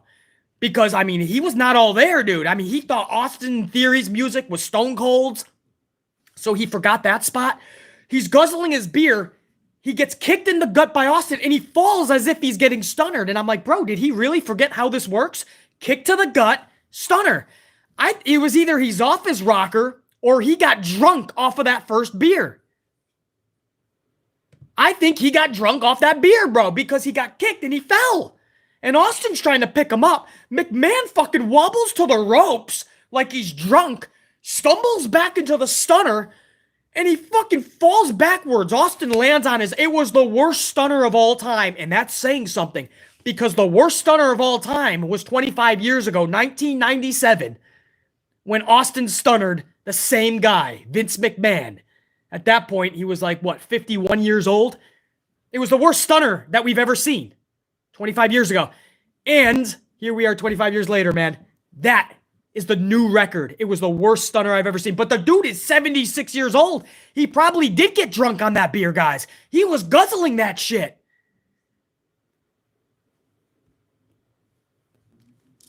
But it was the ugliest. But just the fact that a 76-year-old fucking dude is willing to still take those fucking bumps, bro. I could not believe that shit. So we got the one of the best stunners I've ever seen with Austin Theory. And then simultaneously, moments later, one of the worst stunners I've ever seen with Vince McMahon. And then Pat McAfee is allowed back in the ring by Stone Cold. They're guzzling beers, and all of a sudden, McAfee takes his eye off the ball. Kick to the gut, McAfee gets stunnered. Pat McAfee forgot the cardinal rule in Austin 3:16. DTA, don't trust anybody. Pat McAfee took his eye off the ball before he could punt that shit, and Stone Cold leveled him. Now, there was a lot of fun in this, right? We just went over a lot of fun. You could even laugh your ass off at McMahon trying to take a stunner. But it wasn't done, man. One of the best parts, McAfee is knocked out cold on the outside right in front of the commentary table. He's on his back. He's knocked out cold looking up at the lights. Austin tosses him a beer. Knocked out. McAfee cracks the beer. This is real, man. If you didn't watch Mania, I'm telling you, this legit happened. McAfee is knocked out on his back, guzzling a beer. Eyes closed, knocked out, guzzling a beer. If Pat McAfee isn't a fucking national treasure, then I don't know what is. Mad salute and respect to Pat McAfee. And then Austin goes on for the next like 3 to 4 to 5 minutes just fucking posing for the crowd, electrifying the crowd.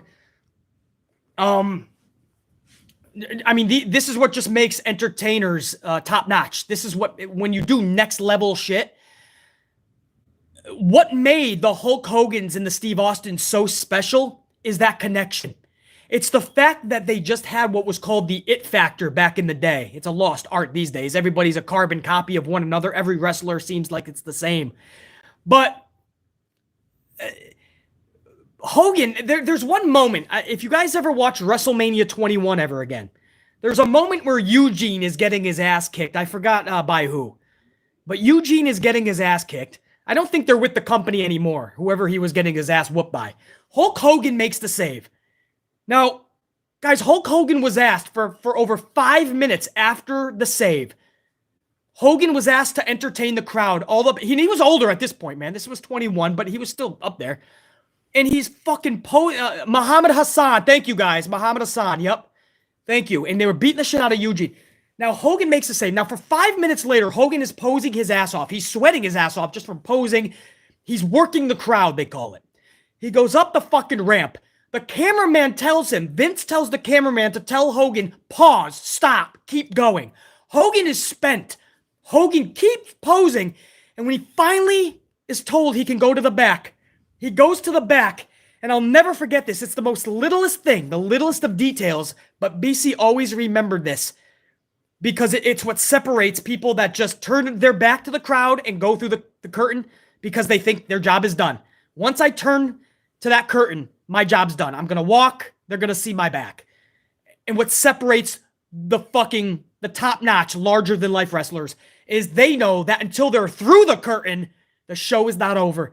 Hogan is walking back to the curtain, and the whole time, those final steps until he gets through the curtain, he's got his arm up, rocking to his music. I'll never forget that, man.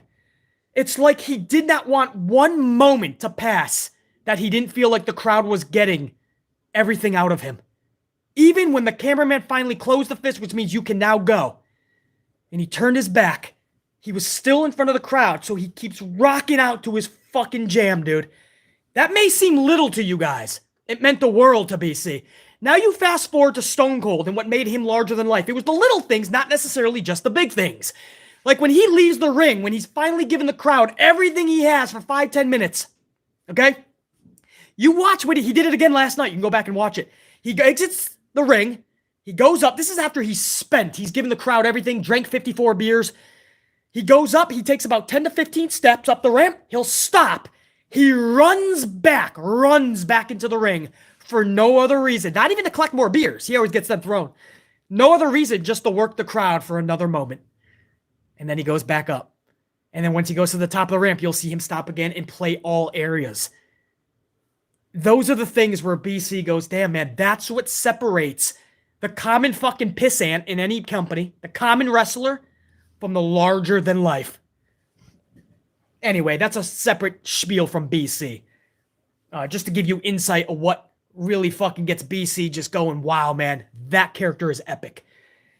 Anyway, that was two goods, man. The McAfee and the Austin Theory match, I just loved it. The post-match shenanigans, even with 76-year-old Vince taking the top worst stunner of all time, beating only himself from 25 years ago.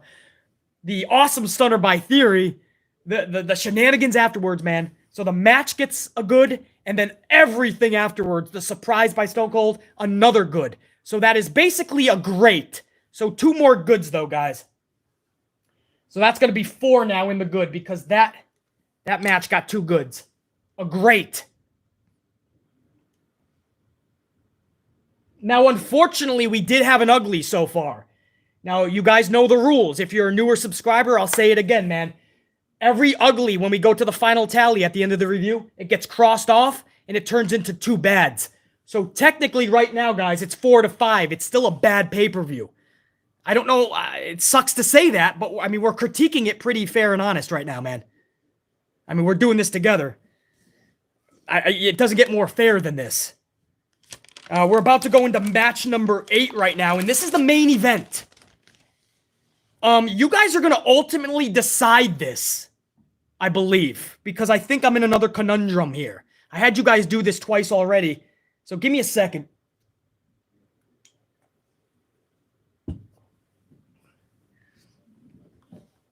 Match number 8 was the main event title unification bout. Roman Reigns versus Brock Lesnar. Match time was just under 13 minutes. You can't make that shit up. This led people to believe that maybe Roman was actually injured. With that arm, with that submission, you see the photos where his arm is bulked out. He's screaming to Paul Heyman. The ref does go to the black box at one point. And then moments later, there's a simplistic spear, the third spear of the night to beat somebody last night. And it just looked like more was supposed to happen. Like, I know there was other spears and Superman punches and all that shit, but for Lesnar for this match to end with a fucking spear like that, it didn't feel right. But by the end of the fucking night, when we went off the air and Roman was hoisting both titles, he lifted both arms. We'll find out more information tonight. Injured or not, it wouldn't make a difference. I said this about Rick Boogs, right? From night one. It wouldn't make a difference on if the match was good or not. I still have to critique the fucking match. Roman defeats Lesnar via the simplistic spear in just 13 minutes. It didn't feel like a good match to BC. There was moments where these two powerhouses were trying to take each other's block off, but when it was all said and done, it felt unfulfilling.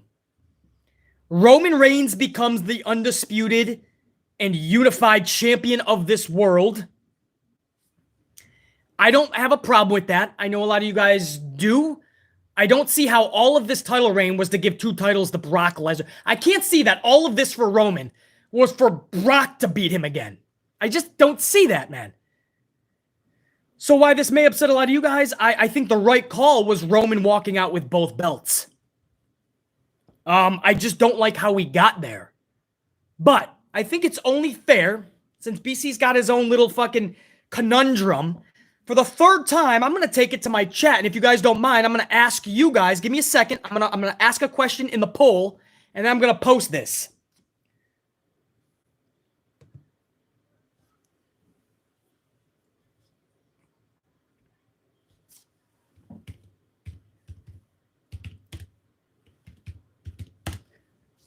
I am not.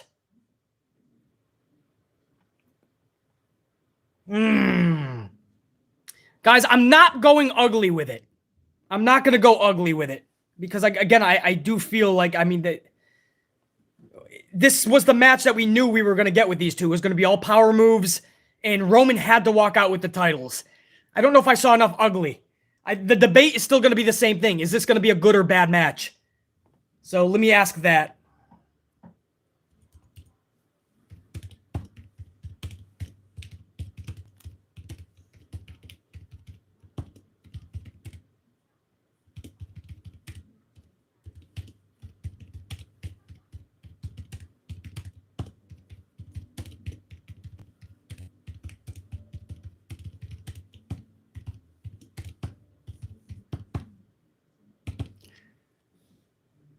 See if my spelling is right so you guys can read it, man. Sure. Okay, so this is the question. I'm taking it to a chat in a second, man. Should the main event of WrestleMania Night 2, Roman Reigns versus Brock Lesnar, go into the good column? If you think yes, press yes. If you think it should go into the bad, press no. I'm not going to put it into the ugly for reasons I already aforementioned. So I'm going to post this up in the next 30 seconds. You guys, I'm going to need you guys, at least 100 of you. So far, it's been way more than 100.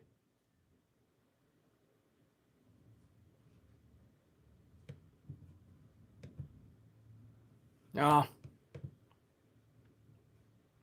Come on. Is it just going to put it in the normal chat? Nah, man. That went into the fucking... Come on, bro. Come on, BC. Technical difficulties, brah. Come on, man. Hold on. No. Don't answer yet, man.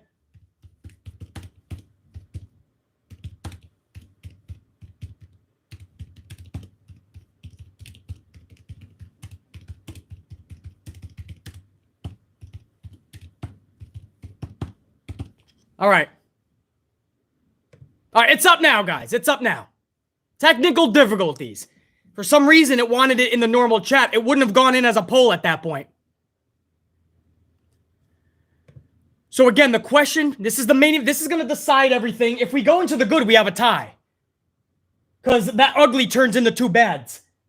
So it's 5-4 right now. If you guys say good, it's 5-5, and this is a down the middle pay-per-view. Almost 400 on the ups too, man. Keep smashing those likes for BC. It helps the algorithm, so I appreciate that. Over 100 of you are already fucking... Oh, dude, we have over 200. 31% said yes, 69 said no. Wow. 70-30. I'm going to let this go another minute, guys. All right, I'm going to let this go for a couple minutes. I'm going to go to my supers. Deal? I'm going to go to my supers. And then I'm going to come back to it. And we're just over 5 minutes away from Monday Night Raw. And then I hope to stay with you guys for the first hour of Raw live reaction. So we'll see if I can do that.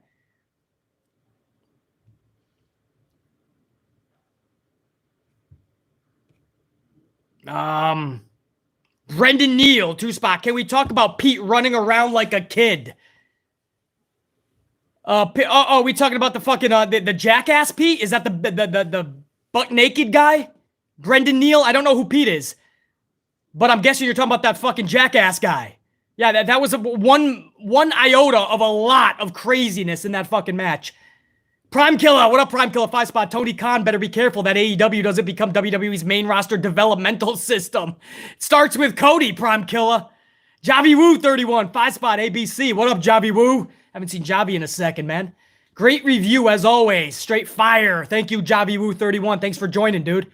Always good to see you up in here. Now that Vince can't take stunners anymore, he should step down and let someone else run the company. He looked out of it last night, Javi Woo. It looked like more than he was just drunk off of one beer. He even thought that Austin Theory's music was stone cold. I mean, he was just off last night, man. I think his age got to him. 76, he's still rocking. Good for him. But I think it's almost time to maybe let some peeps come in. Javi Woo, 31. Thank you, dude. Osia Weidman, 1999. Osia! What up, BC? Thank you for the awesome reviews. The AMP unit and the AMP unit, appreciate it. Osia Weidman, thank you for listening, tuning into these reviews, man. Without awesome people like you, these things are not as fun. So, Osia Weidman, you know I got to do this. I got to thank you right back. Sheriff Rivers, 5-spot. Pat Buck resigned. Pat Buck resigned. He produced both Rousey and Roman matches. Yeah, that's why I said Sheriff. Yep. BC broke that about 20 minutes ago, no doubt. He did the Rousey and the Roman matches. Same thing I said a little bit earlier. But thank you for reiterating, Sheriff Rivers. Allison Tugwab, Allison 199, is the Creed brothers twins down at NXT. I don't think they're twins. JR9 will correct me if I'm wrong. So JR9 in the chat, if you can help out Allison, are the Creed brothers twins? I don't think they are. But I'm not too sure. So hopefully that'll be answered in the chat, Allison. Allison also with a 499 says, I messed up the message. Are the Creed brothers twins? No, I got you, Allison. I'm going to have somebody in the chat hopefully answer that for you. MGT says they're not. Thank you, MG.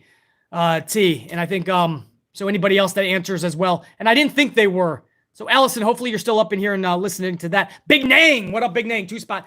Styles and Balor, the club versus Edge and Priest, WrestleMania Backlash. I'm not a big fan of tag matches like that, with just throwing people together. But that sounds pretty fun, Big Nang. So I'd actually be down with that. BC's Blue Marker, 2-spot. I loved Faction Wars back in the 90s. That's what I love in AEW. Well, I'm totally opposite of you, BC's Blue Marker. I can't stand Faction Wars. I can't stand factions in AEW. And I can't stand factions all around. Chris Murray, 5-spot. I just want to state how BC is the most entertaining and truthful in the IWC. Much love and respect. Red Team, go!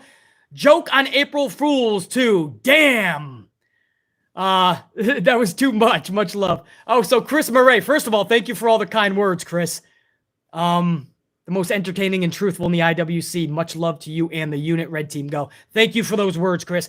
And as far as my April Fool's joke, man, Chris Jericho leaving AEW, a lot of you guys had a lot of fun with that. I'm glad you did, man. Got a little people angry on that, man. Some people angry, but a lot of people had fun with that. Chris, thank you, dude. Glad you enjoyed that. Unique Butterfly with a 5, a 5, and a 5. A triple spot. Unique says, although I was glad to see Stone Cold Steve Austin last night, I was actually hoping that Shane McMahon would return and confront. Austin Theory, since there were rumors. Yeah, I wanted Shane McMahon too. The community doesn't like Shane McMahon involved in anything. He's taking a spot, basically. Shane McMahon is more entertaining than 90% of the roster the way they're booked. So I would have absolutely taken Shane McMahon. Unique Butterfly also says WrestleMania Night 1 obviously was the better night. I thoroughly enjoyed it. WrestleMania Night 2 had some great moments. However, it was very underwhelming. I think my board is showing you that, and I'm about to go over the last match. You guys are voting right now to tell me where I should be putting that, into the good or into the bad column. So Unique, I totally agree. And Unique also says Roman versus Brock had to be the worst match in WrestleMania history. Highly disappointed. I think that Royal Rumble was planning to do the match longer. I think that Royal Rumble? Oh, Roman Reigns was planning to do the match longer. Maybe he did get injured then. Yeah, it just looked awkward. It looked like that was not the plan. But we got to find out. Unique. Thank you. Jimmy Fingers 19519. McAfee whale spout beer spit cell of the stunner. McAfee's whale spout out beer spit. I can't say that. Jimmy Fingers. Stunner ranks up there for originality for sure. It made up for their VKM botch, and it popped Stone Cold too. Dude, I love how Stone Cold laughed his ass off at McMahon's botch. So I agree, Jimmy Fingers 19. Fucking Austin Theory's selling of it was fucking spectacular. VKM VKM not even being able to take the fucking stunner. Drunk off of one beer. Wobbling to the fucking ropes. Stone Cold, it was like SNL when they laugh at their own jokes because it's so funny. Stone Cold was laughing his ass off, bro. Laughing his ass off. Jimmy Figures 519 again. I hope Ronda recovers from that smooth double moonsault finisher from Charlie. Looked like Ronnie absorbed all of it. She beat the shit out of Ronda for real, dude. And Ronda was trying to play nice the whole time, Jimmy Figures 19. It's fucking absolute stupidity that they let that happen. Guys, Raw is about on. I'm going to try to go to the secondary positioning, all right? So Monday Night Raw is about to start. I got to go we got to go to the fucking poll. You guys, 68 to 32% said this belongs into the bad column. And you know what? I changed my mind. I disagree. Thinking about it, whether there was an injury or not, it was a fucking ugly main event.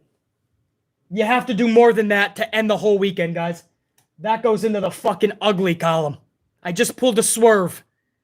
So when it's all said and done, each ugly gets crossed out into two bads. That is 7 into the bad column. We're just doing a video package for Raw. You guys are missing anything. I'm about to head over there right now. You can put on your TVs, but you're not missing anything. You're getting the highlights. 7 to 4. It's sad to say, man, there was things I enjoyed last night. Trust me. There was moments that will live on forever. But when you're talking about WrestleMania, night number 2 was really fucking below average. In fact, there was a lot of ugly. Night number 1, that was a magical WrestleMania. I'll always remember that as the real WrestleMania. But we had some moments. I can't believe this board either. I never thought it would be that, guys. This is going to make me look and sound like an asshole, and I'm fine with that. I'll sleep like a baby. You guys know if you were here the whole hour and 45 minutes near, that is as real, respectful, fair, consistent, firm, honest as you're going to get. 7 to 4. You guys know that was pretty fucking fair. So now, guys, there it is. If you sent supers, I'm going to try to keep... If this stream ends, if I'm not able to do a transition to our secondary location, the big screen, I will start another stream, hopefully. So if you sent a super and this stream ends, don't worry, I'll get to you. Or if this stream just ends, I'm going to try to start a new one, all right? So we'll see how this works out. But for now, guys, so we're going to fade back for a little bit, all right? Ba-boom.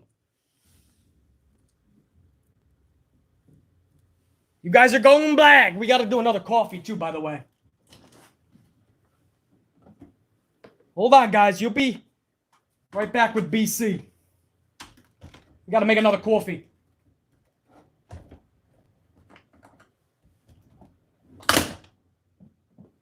Making another coffee. Make that shit. All right, we got to go over to Raw, man. Hopefully. Guys.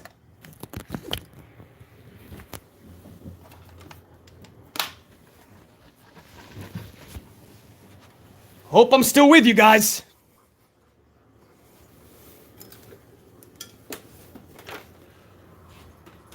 Am I still with you guys or no, man? Can you guys see anything or is it just pitch dark?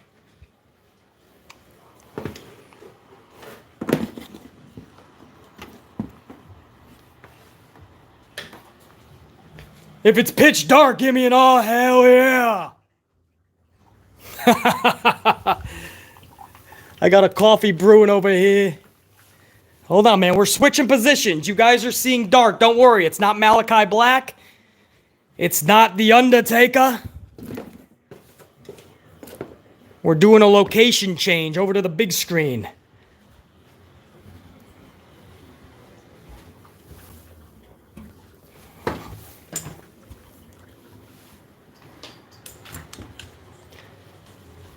Oh shit, it is The Undertaker. What the fuck? No, I'm playing.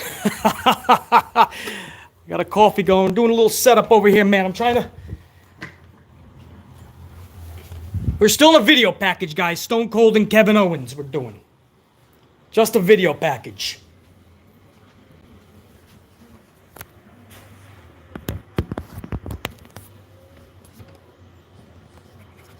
We are in total blackout on the channel. We're trying to rectify the situation. Hold on.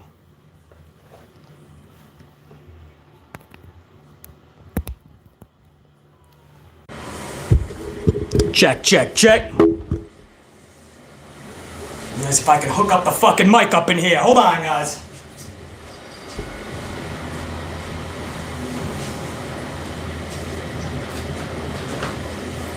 Oh, hell yeah!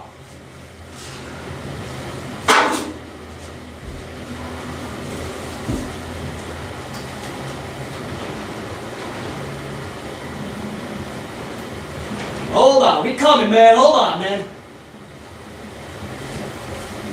We're still in a fucking video package. That shit ain't gonna fucking stop. It's gonna be a fucking 2-hour video package.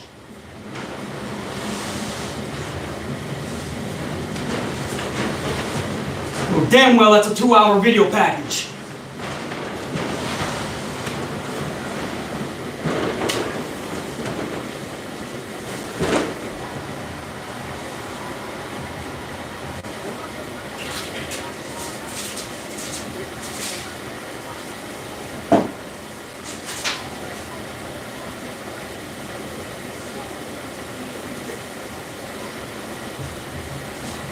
Hey, Veer's coming tonight. You guys hear the news? Veer's coming.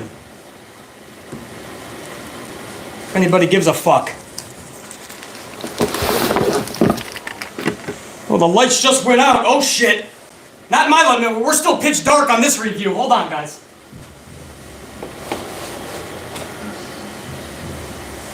Oh, Cody Rhodes!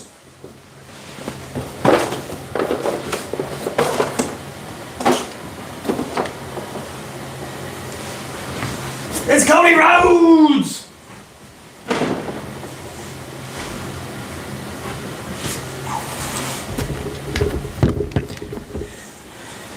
Cody in his suit!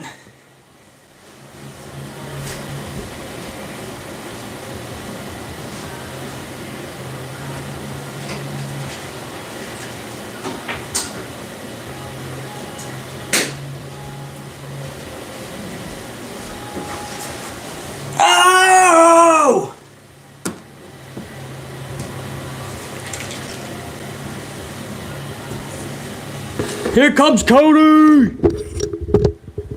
Okay, oh shit, man. Alright, you guys can hear me, man. I got playback.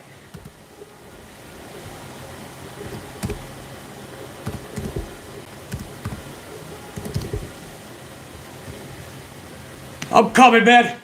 You gotta believe me, man.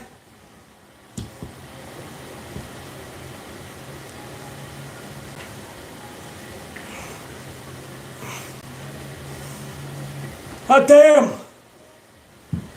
I got a coffee I'm juggling over here. Cody Rhodes is coming out.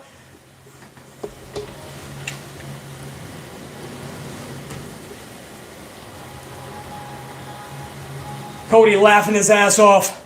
Fucking A, brah. Oh, damn!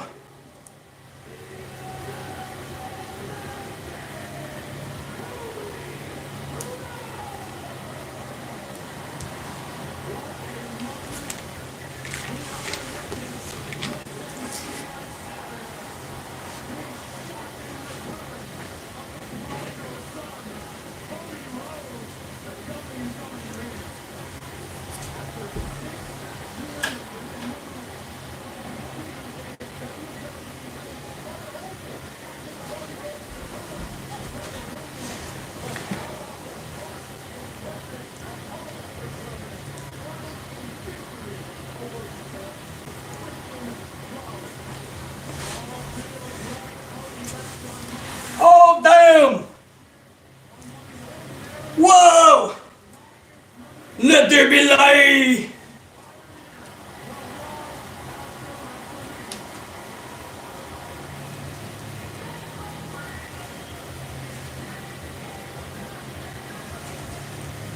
Come on, baby.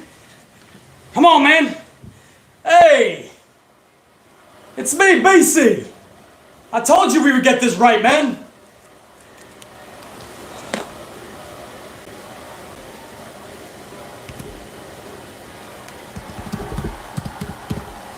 Cody Rhodes, man, starting off Raw. What up, everybody? It was a crazy 5-10 minutes, man. I had to get coffee situated. I had to get the big screen going. I had to get new audio. This is not the same mic, so you're going to hear a different sound. Hopefully you can hear me a little bit. Yeah, the sound's not going to be the same, guys. It's totally different. But I just want to spend the of Raw with you guys. As long as you can hear me a little bit. You know, that's all that matters.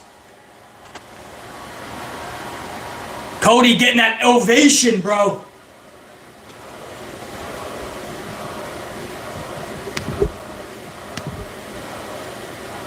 Cody firing him up.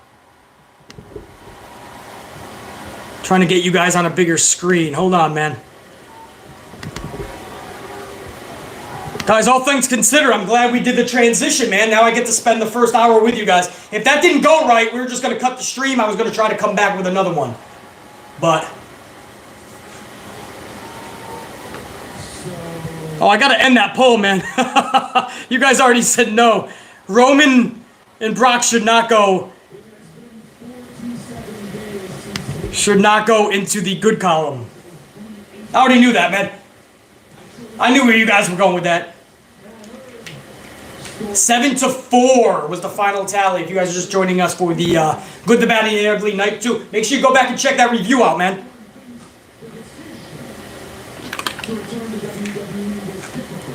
The decision to go back to WWE was difficult, Cody said.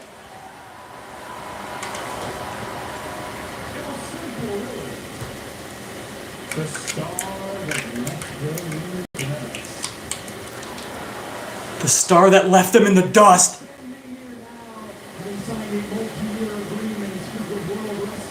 He signed a multi-year agreement with World Wrestling Entertainment. And if there was... Fuck.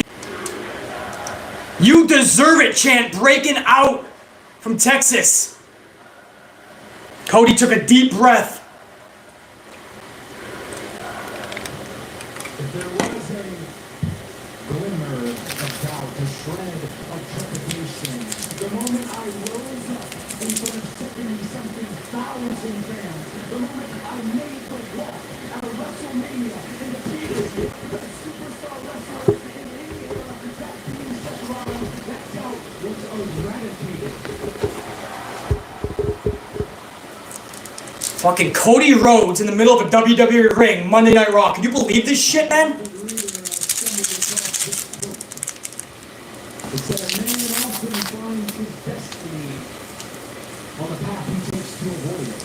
He's such a good talker. In AEW, man, you could just give him the mic for 7 minutes, let him rock. So if you'll humor me, let's all take a look at the try, if you will. Yeah, Lucas, I love the Star in the Dust line, too. Oh, look at that Dusty photo from Madison Square Garden back in 1977. I was like negative 10 years old at that point or some shit. Damn. Negative 12 years old, some shit. 1977, man. It would have been cool to be born back then, I bet. Some fun fucking wrestling back in the day. I can't fathom Cody's in a WWE ring right now on Raw, bro. This is gonna get a pop for a rating. This is gonna get a fucking ratings pop. Oh, he just choked up there, man. He just hit puberty during that because he's fucking in tears talking about his father.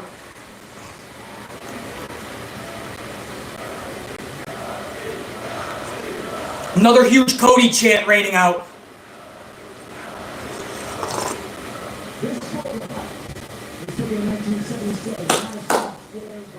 Man, I'm so happy the transition worked, man. It took another 5 minutes, man. You were in pitch darkness for 5 minutes, guys. Sorry, but I had to set up a bunch of wires and shit.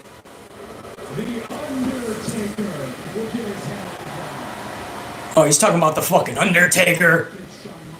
Shawn Michaels. Oh, and Triple H, too. And many other greats. I'm going to tell you a quick story which made this all very simple to me. This photo, this very photo, was on the mantle in my parents' bedroom until my dad's last day. Wow, he said that photo of Dusty was on his parents' mantle until Dusty's last day. That's crazy.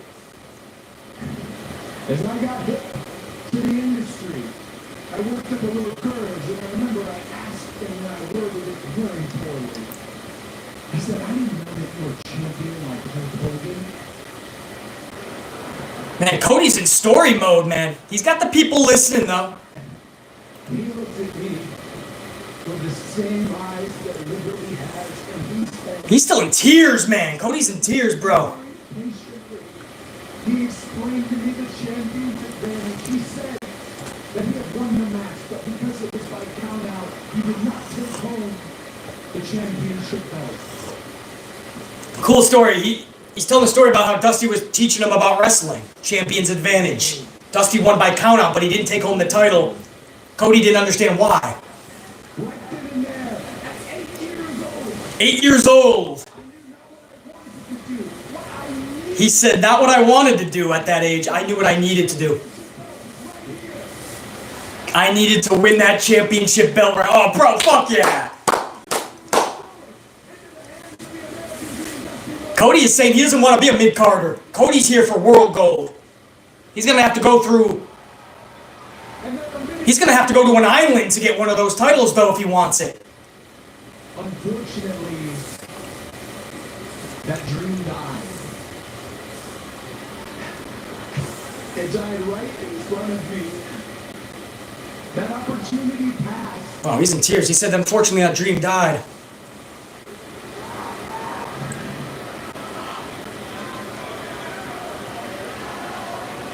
That opportunity passed. Or did it? He said that opportunity passed, or did it? Yes, I cannot physically put that title belt into my father's hands. I cannot bestow it upon He wanted to win that title to give it to his father, to just to hold it and say, we did it. fucking American nightmare. But he says that doesn't mean the dream is done. It can still go around the waist of the American nightmare. The crowd is popping hard at that line, bro. WWE audience is fully behind Cody. I told you guys when he was in AEW, when he was Stardust, I'm a big fan of Cody. That's when he was Stardust. That's how you know how... That's BC being real with you. I enjoyed Stardust's work. I loved when he was with Legacy, with Ted DiBiase Jr. and Randy Orton. Another You Deserve It chant breaks out in Dallas. The silence is broken. My intentions are clear. I've made them clear to all of you here. I stand before you ready. Finally ready.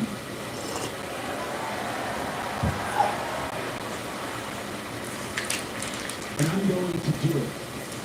I'm going to get the distinction that my family has long since been denied. I'm gonna do it, man. My family has long since been denied this opportunity, but I'm gonna do it. I'm gonna win that title. I hope this sticks. I hope he's not there for the mid-card. You go for that world fucking gold.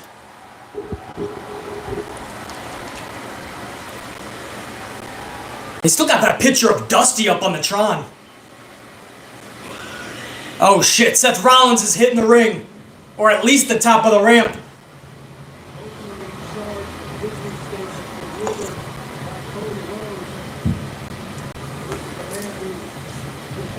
Here comes Rollins, man. Yet again, he raided Becky Lynch's closet. He always is the... Dude, get your own closet, man. You know what's funny? That's not Becky's closet. because Seth's pants is tighter than Becky's.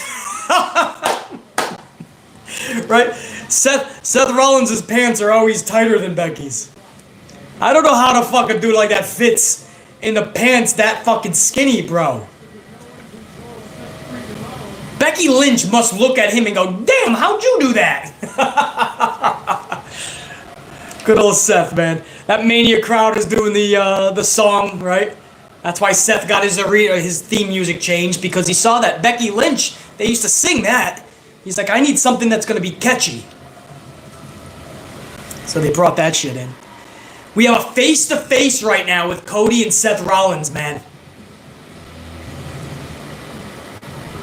What are we doing here? Are we going to get a rematch tonight or some shit? Or WrestleMania Backlash? Wow, those are some tight pants, bro.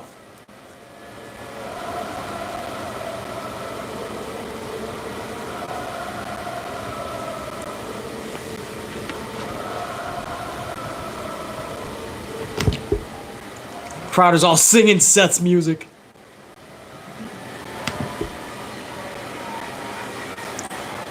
Okay, now Seth just got serious. Now we got a good face-to-face here. What are we doing here, boys? Oh, Cody didn't want to talk. He threw the mic backwards. Rollins is about to take his jacket out. No, he's not. Rollins just fucking straightened his jacket. Oh, Cody extended his hand. Plot twist.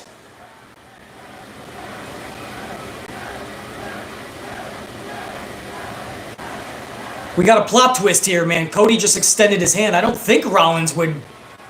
Rollins took it, but you can't trust it, right?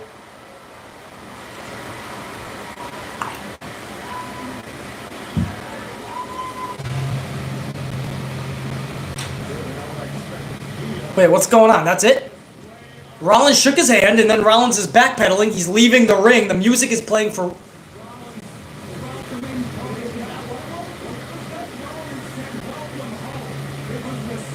Oh, Rollins said, welcome home, is what Corey Graves says. I didn't hear that. So he said, welcome home. Rollins, I don't think he's turning face. I think that was just, everybody knows that was the match of the weekend. Probably the match of the year thus far. And it's going to be hard to beat. So Rollins is just getting his respect, as is Cody. I think that was a nice little moment between the two, because those two stole the weekend. Probably.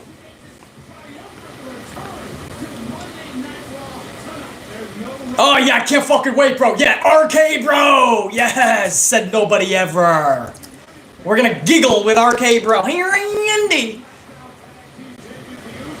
Austin Theory. Okay, Austin Theory put in the work last night. It'll be good to see that dude. Oh, no, not a six-man. No. Usos and Theory versus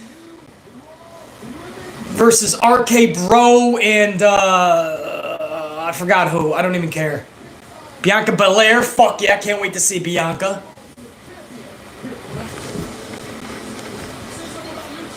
Oh, who do we got? Naomi and Sasha coming out? Fuck yeah, dude. Naomi and Sasha, my girls, coming out. Naomi's out now, we're waiting for Sasha Banks.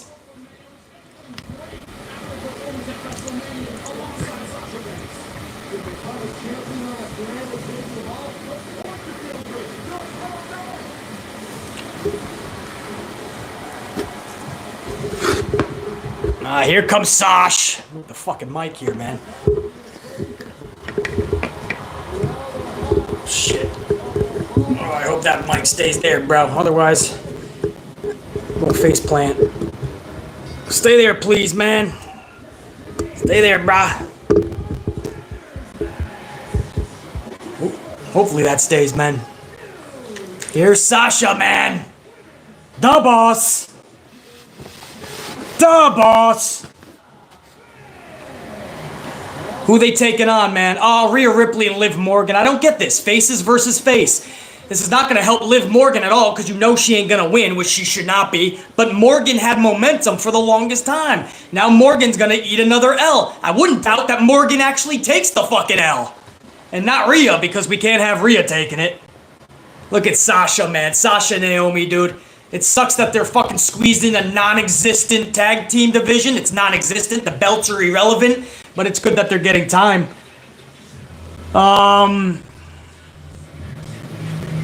You know, Jimmy Fingers 19, 519. I hope Ronda recovers from that smooth double moonsault. Oh, yeah, I already got that, right? And Ronnie absorbed it. Charlotte kicked the shit out of Ronda Rousey, legit. Didn't sell for her, made her look like an idiot. And this is what Charlie does all the fucking time. So, Jimmy Fingers, much love and appreciation for that, dude.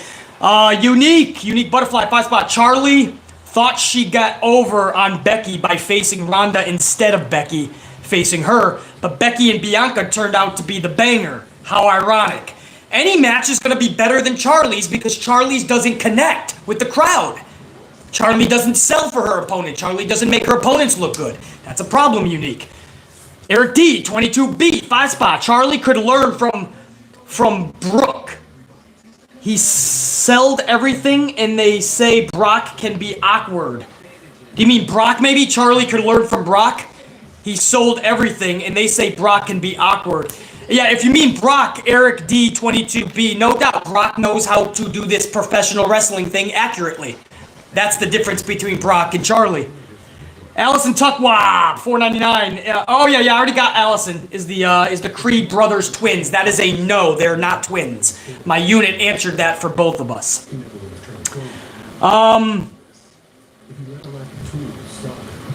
Cruz Madrid, 5 spot. Thank you, Cruz. Hey, what up, BC? Huge fan of you. Thank you, Cruz. Been watching for a long time. Shout out to Latino Heat, Eddie Guerrero. BC, the GOAT of all podcasters. Amp unit, shout out. Hey, Cruz, I appreciate the words, man. And you know, dude, Eddie Guerrero. It doesn't matter what generation, what era you're from. When you hear Eddie Guerrero, he's placed up at the top of the heap.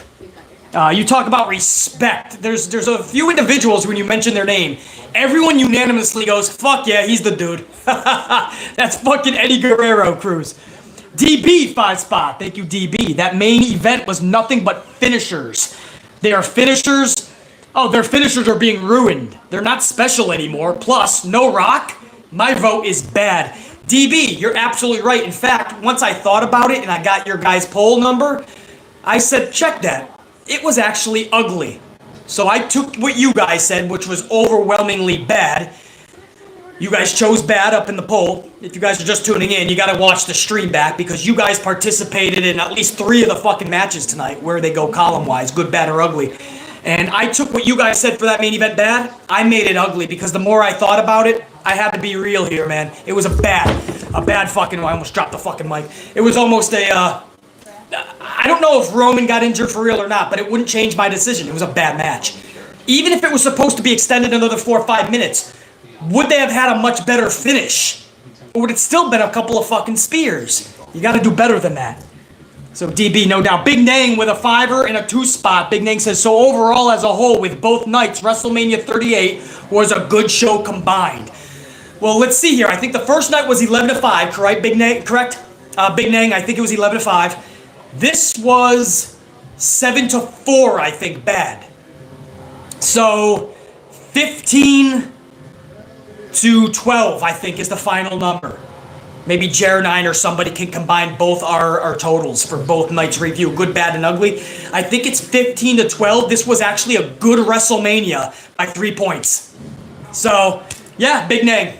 Absolutely. And Big Nang also says, Blackout, did BC got a wardrobe malfunction? I love it, man. Nip slip.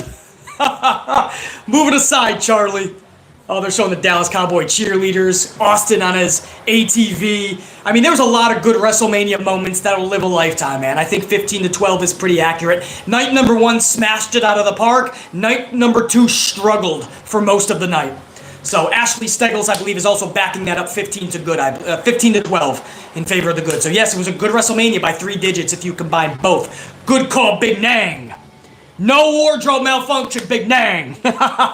John Alexander, 5 spot. Doink versus Bam Bam Bigelow was better than Brock versus Roman. John Alexander, I ain't gonna disagree with you right now, man. I was ashamed of that Mania. Not ashamed. It was, I was not happy with it. And right now, we all, most of us miss Bam Bam Bigelow. You know, much love to Bam Bam High Above. And there's such a lack of characters in pro wrestling and people I give a shit about.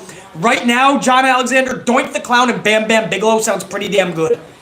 I'd rather watch Doink and Bam Bam than the 6-man tag we're going to get later in the night with RK-Bro and somebody else versus Austin Theory and the Usos. And the Usos are one of my favorite fucking tag teams, so that tells you something. BC's really high on Austin Theory. That should tell you something. Can't stand these schmaz matches.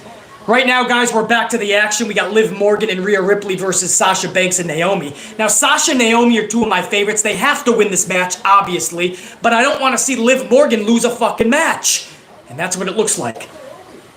Carlos with that 10 spot. Carlos races, we appreciate the switch, BC. Much love and respect. Salute.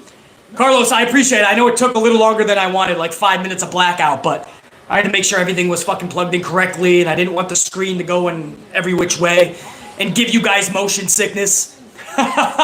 So I'll keep it fucking blacked out, I said. Thanks for sticking with it, Carlos.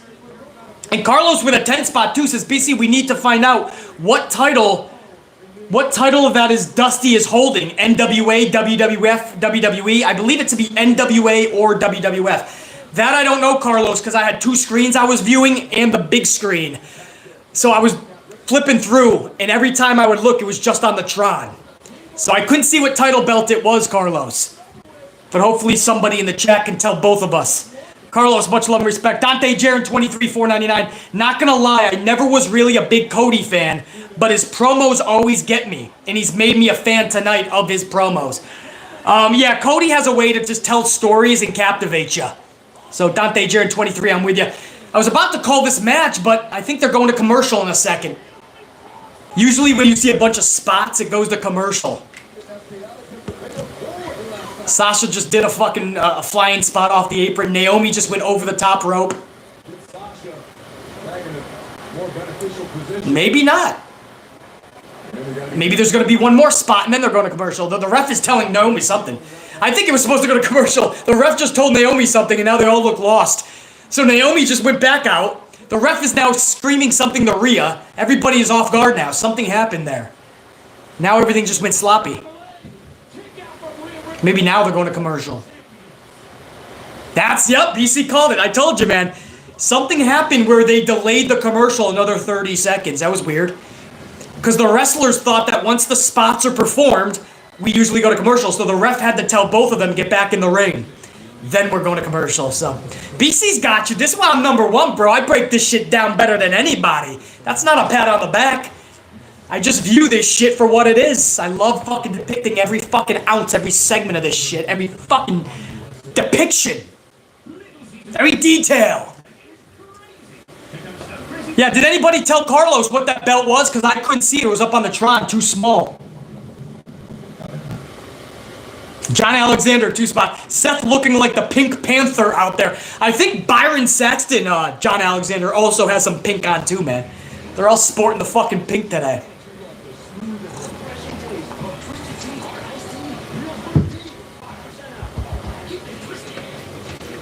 Damn, I think I got everybody, man. You guys are fucking rocking today, dude.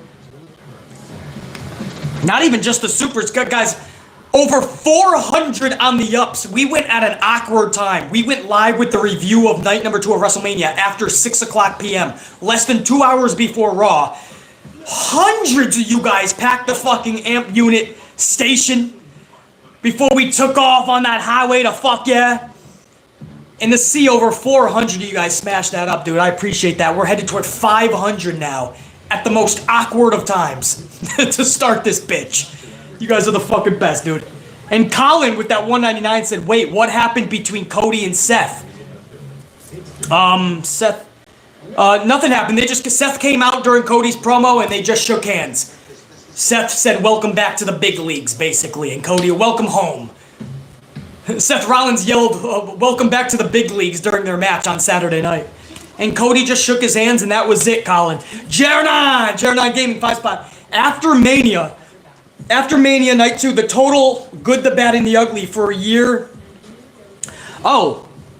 After Mania, the total good, bad, and ugly for a year is 35 bad, 28 good. Also, I want Cody to dethrone Roman at SummerSlam. Roman and Rock won't need the title. Number one, Jeremiah Gaming, I totally agree. I just want to see Rock and Roman. If they want to do some fuckery with the title, I'm cool with that too, Jeremiah. I'm not going to totally rip that apart. But if he's going to carry 2 titles, one of them going to Cody at least, I'm down with it, dude. But it is unified. So it looks like he's like the next time Roman loses, he should be losing both, right? That's what a unification is. You never know with fucking Vince, bro. He could have this dude fucking defending both. But Jeremiah, I'm kind of with you. If Cody gets it, what a fucking moment. He doesn't need the belt going to The Rock. He doesn't. But I do have 7, Jeremiah, and you know this. I have 7 different booking ways to make that interesting with The Rock if a title is on the line.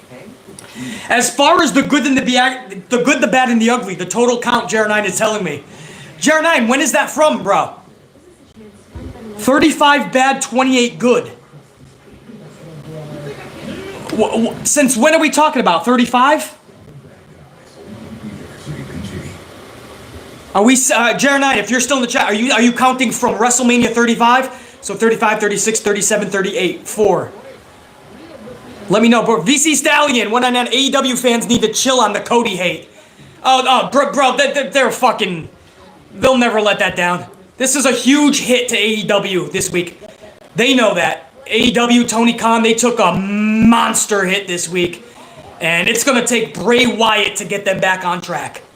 Because basically Vince McMahon traded Keith Lee, Murphy, Malachi Black, Ruby Soho, Bryan Danielson, CM Punk. Vince McMahon traded all of them for one dude, Cody. And Cody's headline stole all of them combined. I mean, the rating that Cody is going to get at the start of Raw tonight, that rating is going to be monstrous. So, they're going to be salty for a while, man, VC Stallion. I don't think that's going to change for a second. Oh, total for the year after the 4 pay-per-views. So 4, the total. Let me go back to that then. The last 4 Manias. The total good, the bad, and the ugly is 35 bad, 28 good. That shows you right there with Jared Hart. So that's this year. Not all 4 Manias, guys. The total for this year, good, the bad, and the ugly, is 35 bad, 28 good. So WWE is still trying to fight out of a huge hole. I got it accurate now, Jared9. Love the statistic. Because that shows you, because we're always fair on this fucking channel, dude. We're always fair. The company is still far more bad than good, even after WrestleMania. We got a roll-up fest now between two of my favorites here, Liv Morgan and Sasha Banks in the ring. Morgan is rocked a little bit. Sasha getting back to her feet. No, Sasha's down. Morgan makes a tag to Rhea Ripley. Ripley is now in the ring. Suplex to Sasha over to Liv, and Liv powerbomb Sasha. So Ripley picked up Sasha, threw her to Liv, who powerbombed Sasha. Corey Graves calls it an alley-oop to Liv. Basically, Sasha was the basketball. She tried it again, but Sasha was like, oh no, what happened there, man? Did Rhea just throw Liv Morgan on her back? Ooh, a nasty botch by Rhea Ripley there. Getting thrown out of the ring. Sasha Banks to the ropes. There it is. Oh, she took that in the neck. That was the move how Naomi and Sasha won at WrestleMania. And I told you guys, unfortunately, Liv Morgan took the L. I know Sasha and Naomi cannot afford to lose. I'm happy to see them winning. Liv cannot afford these losses. She has momentum. Ride it, man. Give Morgan a chance. They have that thing where Liv Morgan is set up in basically a glam slam by Naomi. Sasha comes off the ropes with basically the double knees bank statement, but to the fucking throat of Morgan. The same way that they won the titles last night. They just beat him again there. Does Ripley finally turn bad here? And then Jer9, like you just told me, maybe Jer9, Rhea Ripley goes to Edge's faction. But that can only happen if Rhea Ripley turns bad guy. So maybe she decks Liv Morgan. It looks like it's starting right now. She doesn't look happy. So within the next few weeks, JR9, that report looks to be fucking pretty good. That tells me right there that she's about to do the turn. Wow, that just made it look a lot more real there, JR9. She could be going to Edge's faction. I wouldn't mind that. Throw in Tommaso. As Rhea goes up the stage, pissed off at Liv Morgan, Kevin Owens is coming down to the ring. Kevin Owens is going to stunner Liv Morgan. I'm just kidding. I'm kidding. Liv Morgan just went to the back. We're probably going to go to commercial first, and then we're going to come back to Kevin Owens. Yeah, we just went to commercial, guys. So you're not missing anything right now.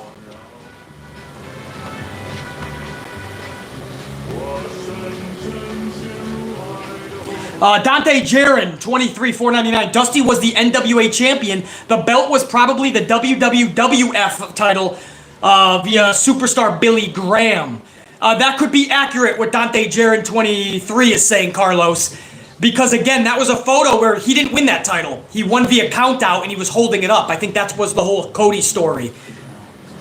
So that could have been WWF. Dante Jarren 23, that's probably legit. Jay 199 almost fell asleep during Styles versus Edge. Yeah, Jay, I like it when they slow it down, use in-ring psychology, slow up the pace. It doesn't have to be a car crash, but that was extra slow, and I went over that in the review. I feel that match should have been another level. And after every move, it feels like they slept on it for 45 seconds. Another move, 45-second sleeper. It was weird, Jay. I do agree on that. VC Stallion 199 says, they can't admit Mania Night 1 was amazing. It's sad. I think VC Stallion is still talking about AEW fans that are upset with Cody Rhodes. So VC Stallion is saying they just can't admit that Night 1 of Mania was really good. And it's sad that they can't admit that. Yeah, VC Stallion, I do the reviews on AEW, and there's a certain group of AEW fans, they cannot accept any criticism. And that's tough shit. And we rock the review anyway. And people love the honesty. You know what I mean? I want AEW to succeed, but we can only do that if we're being honest. Night 1 of WrestleMania, hit it out of the park, grand slam. Tony Khan and AEW took a fucking hit this week when their executive vice president, just 2 months ago, left to rejoin World Wrestling Entertainment and Vince McMahon. I mean, that tells you something when your EVP is leaving. Like if Triple H or fucking even Nick Khan, who's not even a character on TV, but if they joined AEW, that's a big story, man. That's massive. Why is the right-hand man of the fucking owner leaving and joining the common enemy? The opposition, right? But those same AEW fans, if it was Triple H going over there, they would be like, damn, what the fuck? Or if it was Shane McMahon, they'd be like, this is huge. But because it was Cody, it's not even important. Why is everyone making a big deal out of this? Cody sucks. Or no, that's bullshit. Cody's awesome. We're making a big deal out of it because this is a big fucking deal. It's pretty fucking obvious, man. So BC Stallion, I agree. Pimp Jesus, what up, Pimp? 5 spot. BC, did you know WWE 2K22 has a GM mode? I didn't, but if I ever play it, Pimp Jesus, you know damn well that's what I'm playing. I'd be playing GM and I'd be rocking motherfuckers. Because Pimp Jesus knows, I used to play GM mode with, what was it, 2007? Raw versus SmackDown, or maybe it was 2003. It was old, bro. And I'd fucking, and even when I played in character, I have never won a match yet in playing those fucking games. But Pimp Jesus, I love those fucking GM modes, bro. John Alexander, 5 spot. I'm watching an old episode of WCW Nitro, Macho Man vs. the Belfast Brawler, Fit Finlay, while listening to your review. I know Macho is your boy. That's my boy, man. In WCW, he was epic. WWF back in the day, he was the guy. Man, I love Macho Man. You're probably loving that, John Alexander. That's my boy. Derek Fleming Jr., 199. Does TK blow a gasket on Wednesday? No, he's just going to introduce a new surprise. Carlos Ray, 10 spot. BC Santivia checked it out. 1977 Rhodes versus Superstar Billy Graham WWF title match. So Dante Jarren 23 was right. Thank you, Santivia, for checking that out as well. Me and Carlos got the answer. Sheriff Rivers 2-spot. Braun versus Dolph for the NXT title tonight. They're not doing that, are they, Sheriff Rivers? You just kidding around?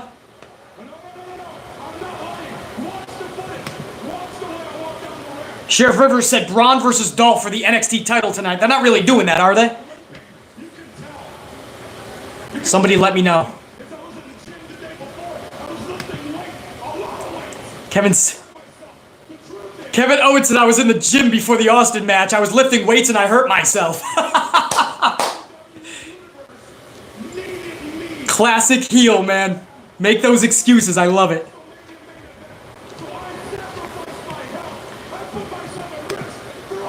He said, even though I was injured, the WWE Universe needed me at WrestleMania, so I sacrificed my own health to be there, he said. That was awesome, bro.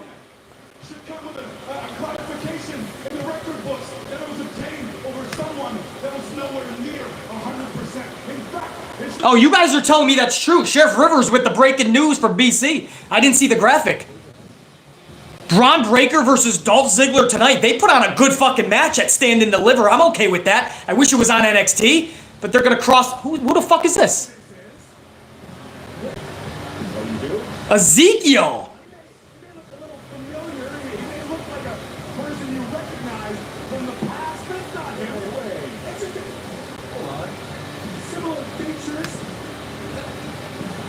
I thought that was Elias at first. I thought that was a shaven fucking Elias. Oh my god, guys, I thought that was Elias, dude. Who is that? Ezekiel.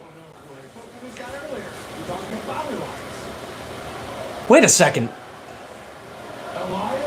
Wait, that's Elias? That's Elias? What the f— Oh my, this is as shocking as Cody Rhodes in WWE. I think that's Elias. Oh my god, that's Elias. I am not Elias.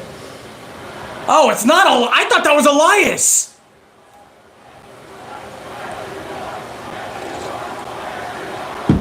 Oh damn, I thought that was Elias, guys. He said he's not.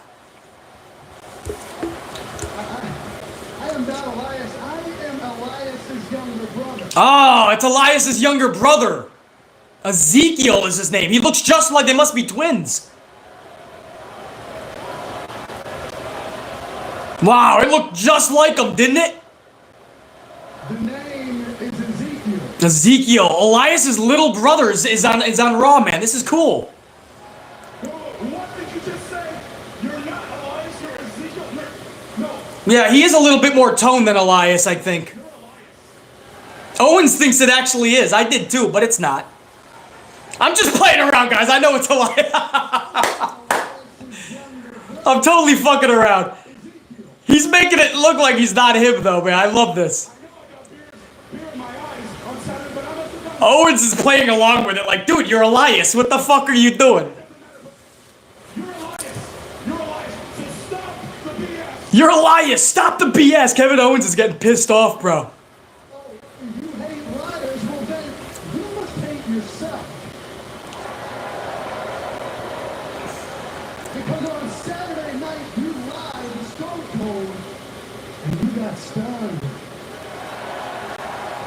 Ezekiel, who was formerly known as Elias, is poking at Kevin Owens' loss to Austin on Saturday night.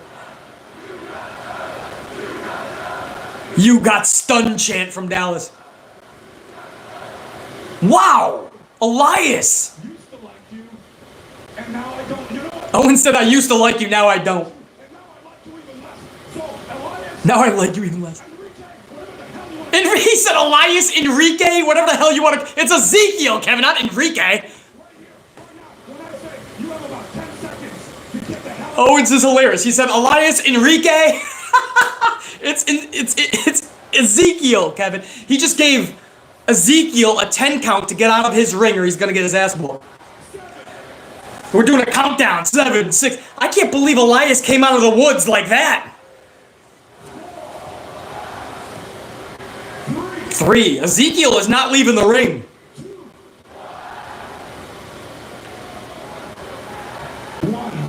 Uh-oh, we got a stunner coming.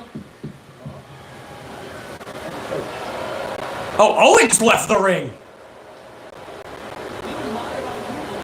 So Elias is Enrique, Ezekiel.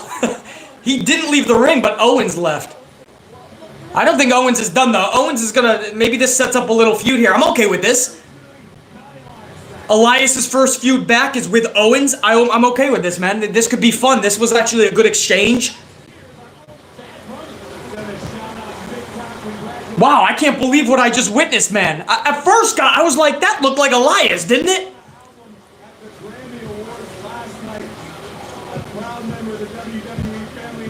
Elias is like, bro, it's spring summertime. I'm done with this beard shit.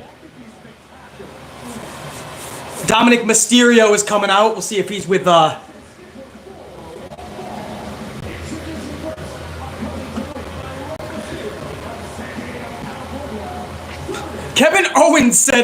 Kevin Owens looked right at Elias and said, Elias, Enrique, whatever the hell your name is. Fucking Owens called him Enrique. Does he look like a fucking Enrique? Miz versus Dominic Mysterio for the 86th time. I don't think this is gonna be I don't think it's gonna be anything fucking riveting, but we'll see, right? That was fucking funny. I can't believe Elias came out of the woods looking like that.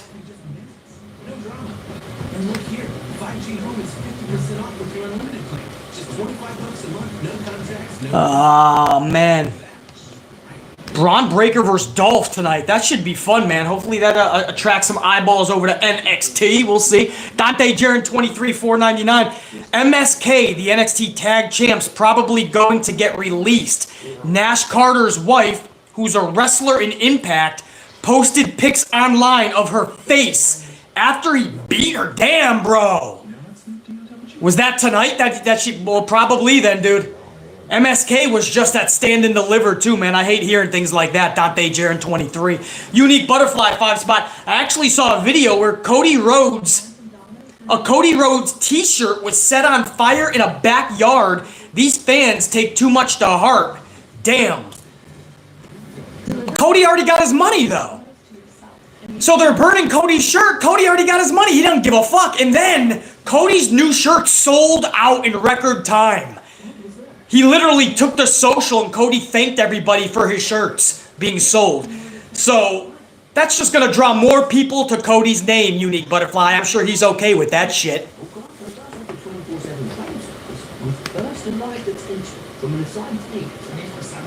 But yeah, I think I saw something like that too, Unique Butterfly.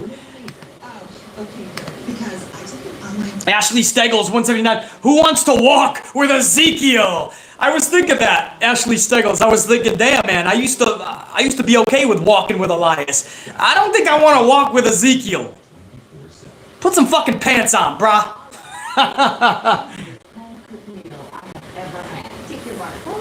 Pimpe Zeus, 2 spot. As soon as it found out, I pre-ordered. Oh, as soon as I found out, I pre-ordered it. The new shirt. There's one with his fucking dog, man.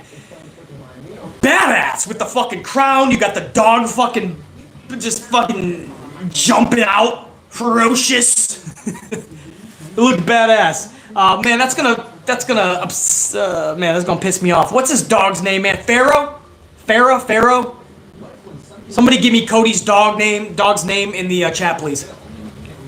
I think is it Pharaoh or some shit?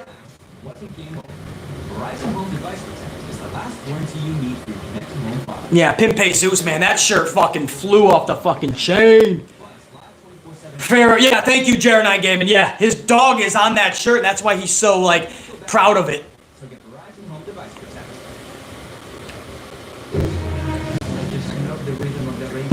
Hell yeah, man. If you're not... Oh, shit, I can't get my man. If you're not getting Cody shirt, maybe you should get BC's down below, man. I gotta get new merch going with, hopefully by fucking end of spring. We're hoping. We got some designs we want to roll out. Yeah, man, his dog is badass for sure. Guys, 8:54, I'm only sticking with you for the first hour of Raw. I do want to do my due diligence with the notes, give you guys an honest, kick-ass review of the show in its entirety. So the live reaction, if you're just joining within the last 55-ish minutes, we did a whole nearly 2 hours of the Night 2 WrestleMania review, the good, the bad, and the ugly. It's in this stream. We already filmed it. Then we had a 5-minute blackout, and we went right over to the first hour live reaction to Raw. So it's been a wild stream. I'm going to end it in a few minutes. I'm going to be right back with you guys tomorrow morning for the final 2 hours of Raw. We're going to review it. So I'll be right back to do the whole show. But for now, almost 500, man. I really love to see that live. 500 on the likes, 500 on the ups, man. That's going to help the algorithm, and it just looks badass. So keep smashing that if you haven't. If you're watching on your big screen, get on your phone real quick, just smash that up. And then go, you know, leave it playing for fucking a couple minutes so it actually leaves the up. And then go back to your big screen or keep it on. But it looks badass when you hit that whole number, bro.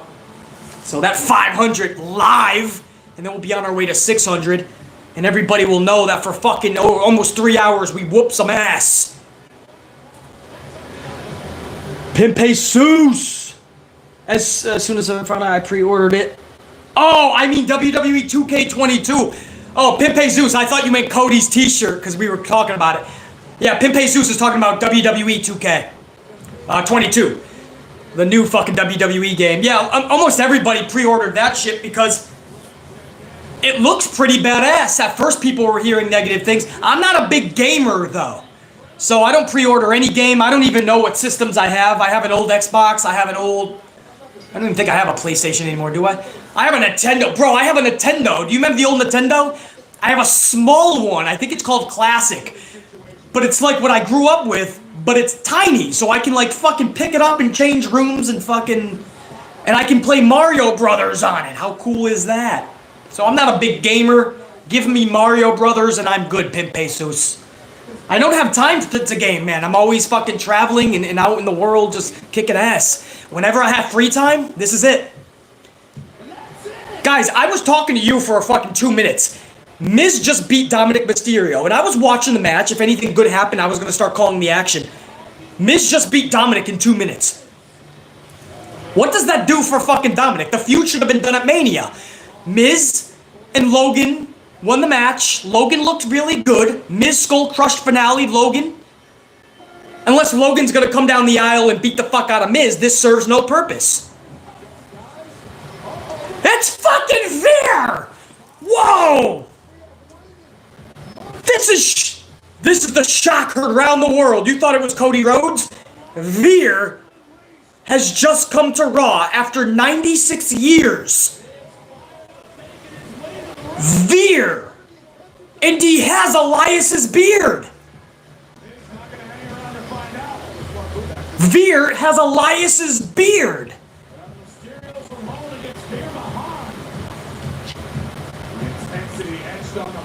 Eric D, 22B, 5 spot. Veer is beating the shit out of the Mysterios.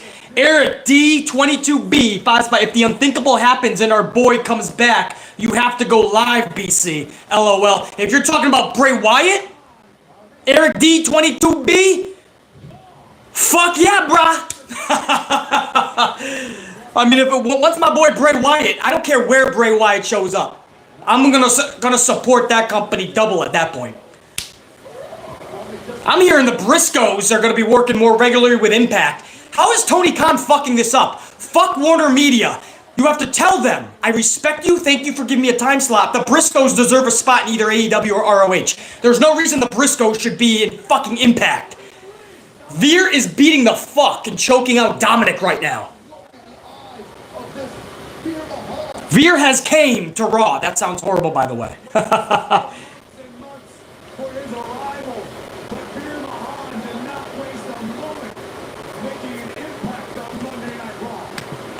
Veer has destroyed the Mysterios. Looks like the first feud is going to be with Dominic and Ray. I think that's a good call. I'm okay with that. JL279. JL says, BC, the GOAT on YouTube. Your honest reviews and no bullshit. I appreciate that, JL. Big time, dude. BC is the GOAT on YouTube. Your honest reviews are no BS. Dude, that means the world. Thank you, JL. Guys, there was a shit ton of supers, a lot of support, a lot of fun we had. If I missed any, I will definitely get you in the next stream when I get the full list. So if I missed any supers, don't worry, you'll get your shout out, man, and much love and respect. But there was just a lot, just know that. And I do have to end the stream within the next couple of minutes, next commercial break, because I want to give you guys a legit 2-hour review for tomorrow morning. I don't know if the review will be 2 hours, but the last 2 hours. The undisputed Universal Champ Reigns is on Raw tonight. I don't think they're talking about an injury. Yeah, they're not talking about an injury, guys. So, DB, Fastbot, what advice would you give TK at this point? I'd say other than Bray Wyatt and Killer Cross, put a cap on it, on the talent signing, all I can think of. That's the advice I would give him, DB, but he knows that. But he loves signing new toys. TK is obsessed with that shit. He needs to relax. And now everyone's like, well, now that he has ROH, he can keep signing and just split it in half, the rosters. It doesn't work that way, man. So after Bray Wyatt, if he's able to get Bray Wyatt, that's massive. Put a cap on it right there. Even Karrion Kross, you're going to have to hold on at least 6 months. At least. And I love Karrion Kross. There's no room. If you get Bray Wyatt, put a cap on it. Give who you have now, give them epic storylines, and let that show rock. Let Dynamite be amazing. That's my advice. He doesn't need it. He knows what's up, though. Tony Khan is a smart dude.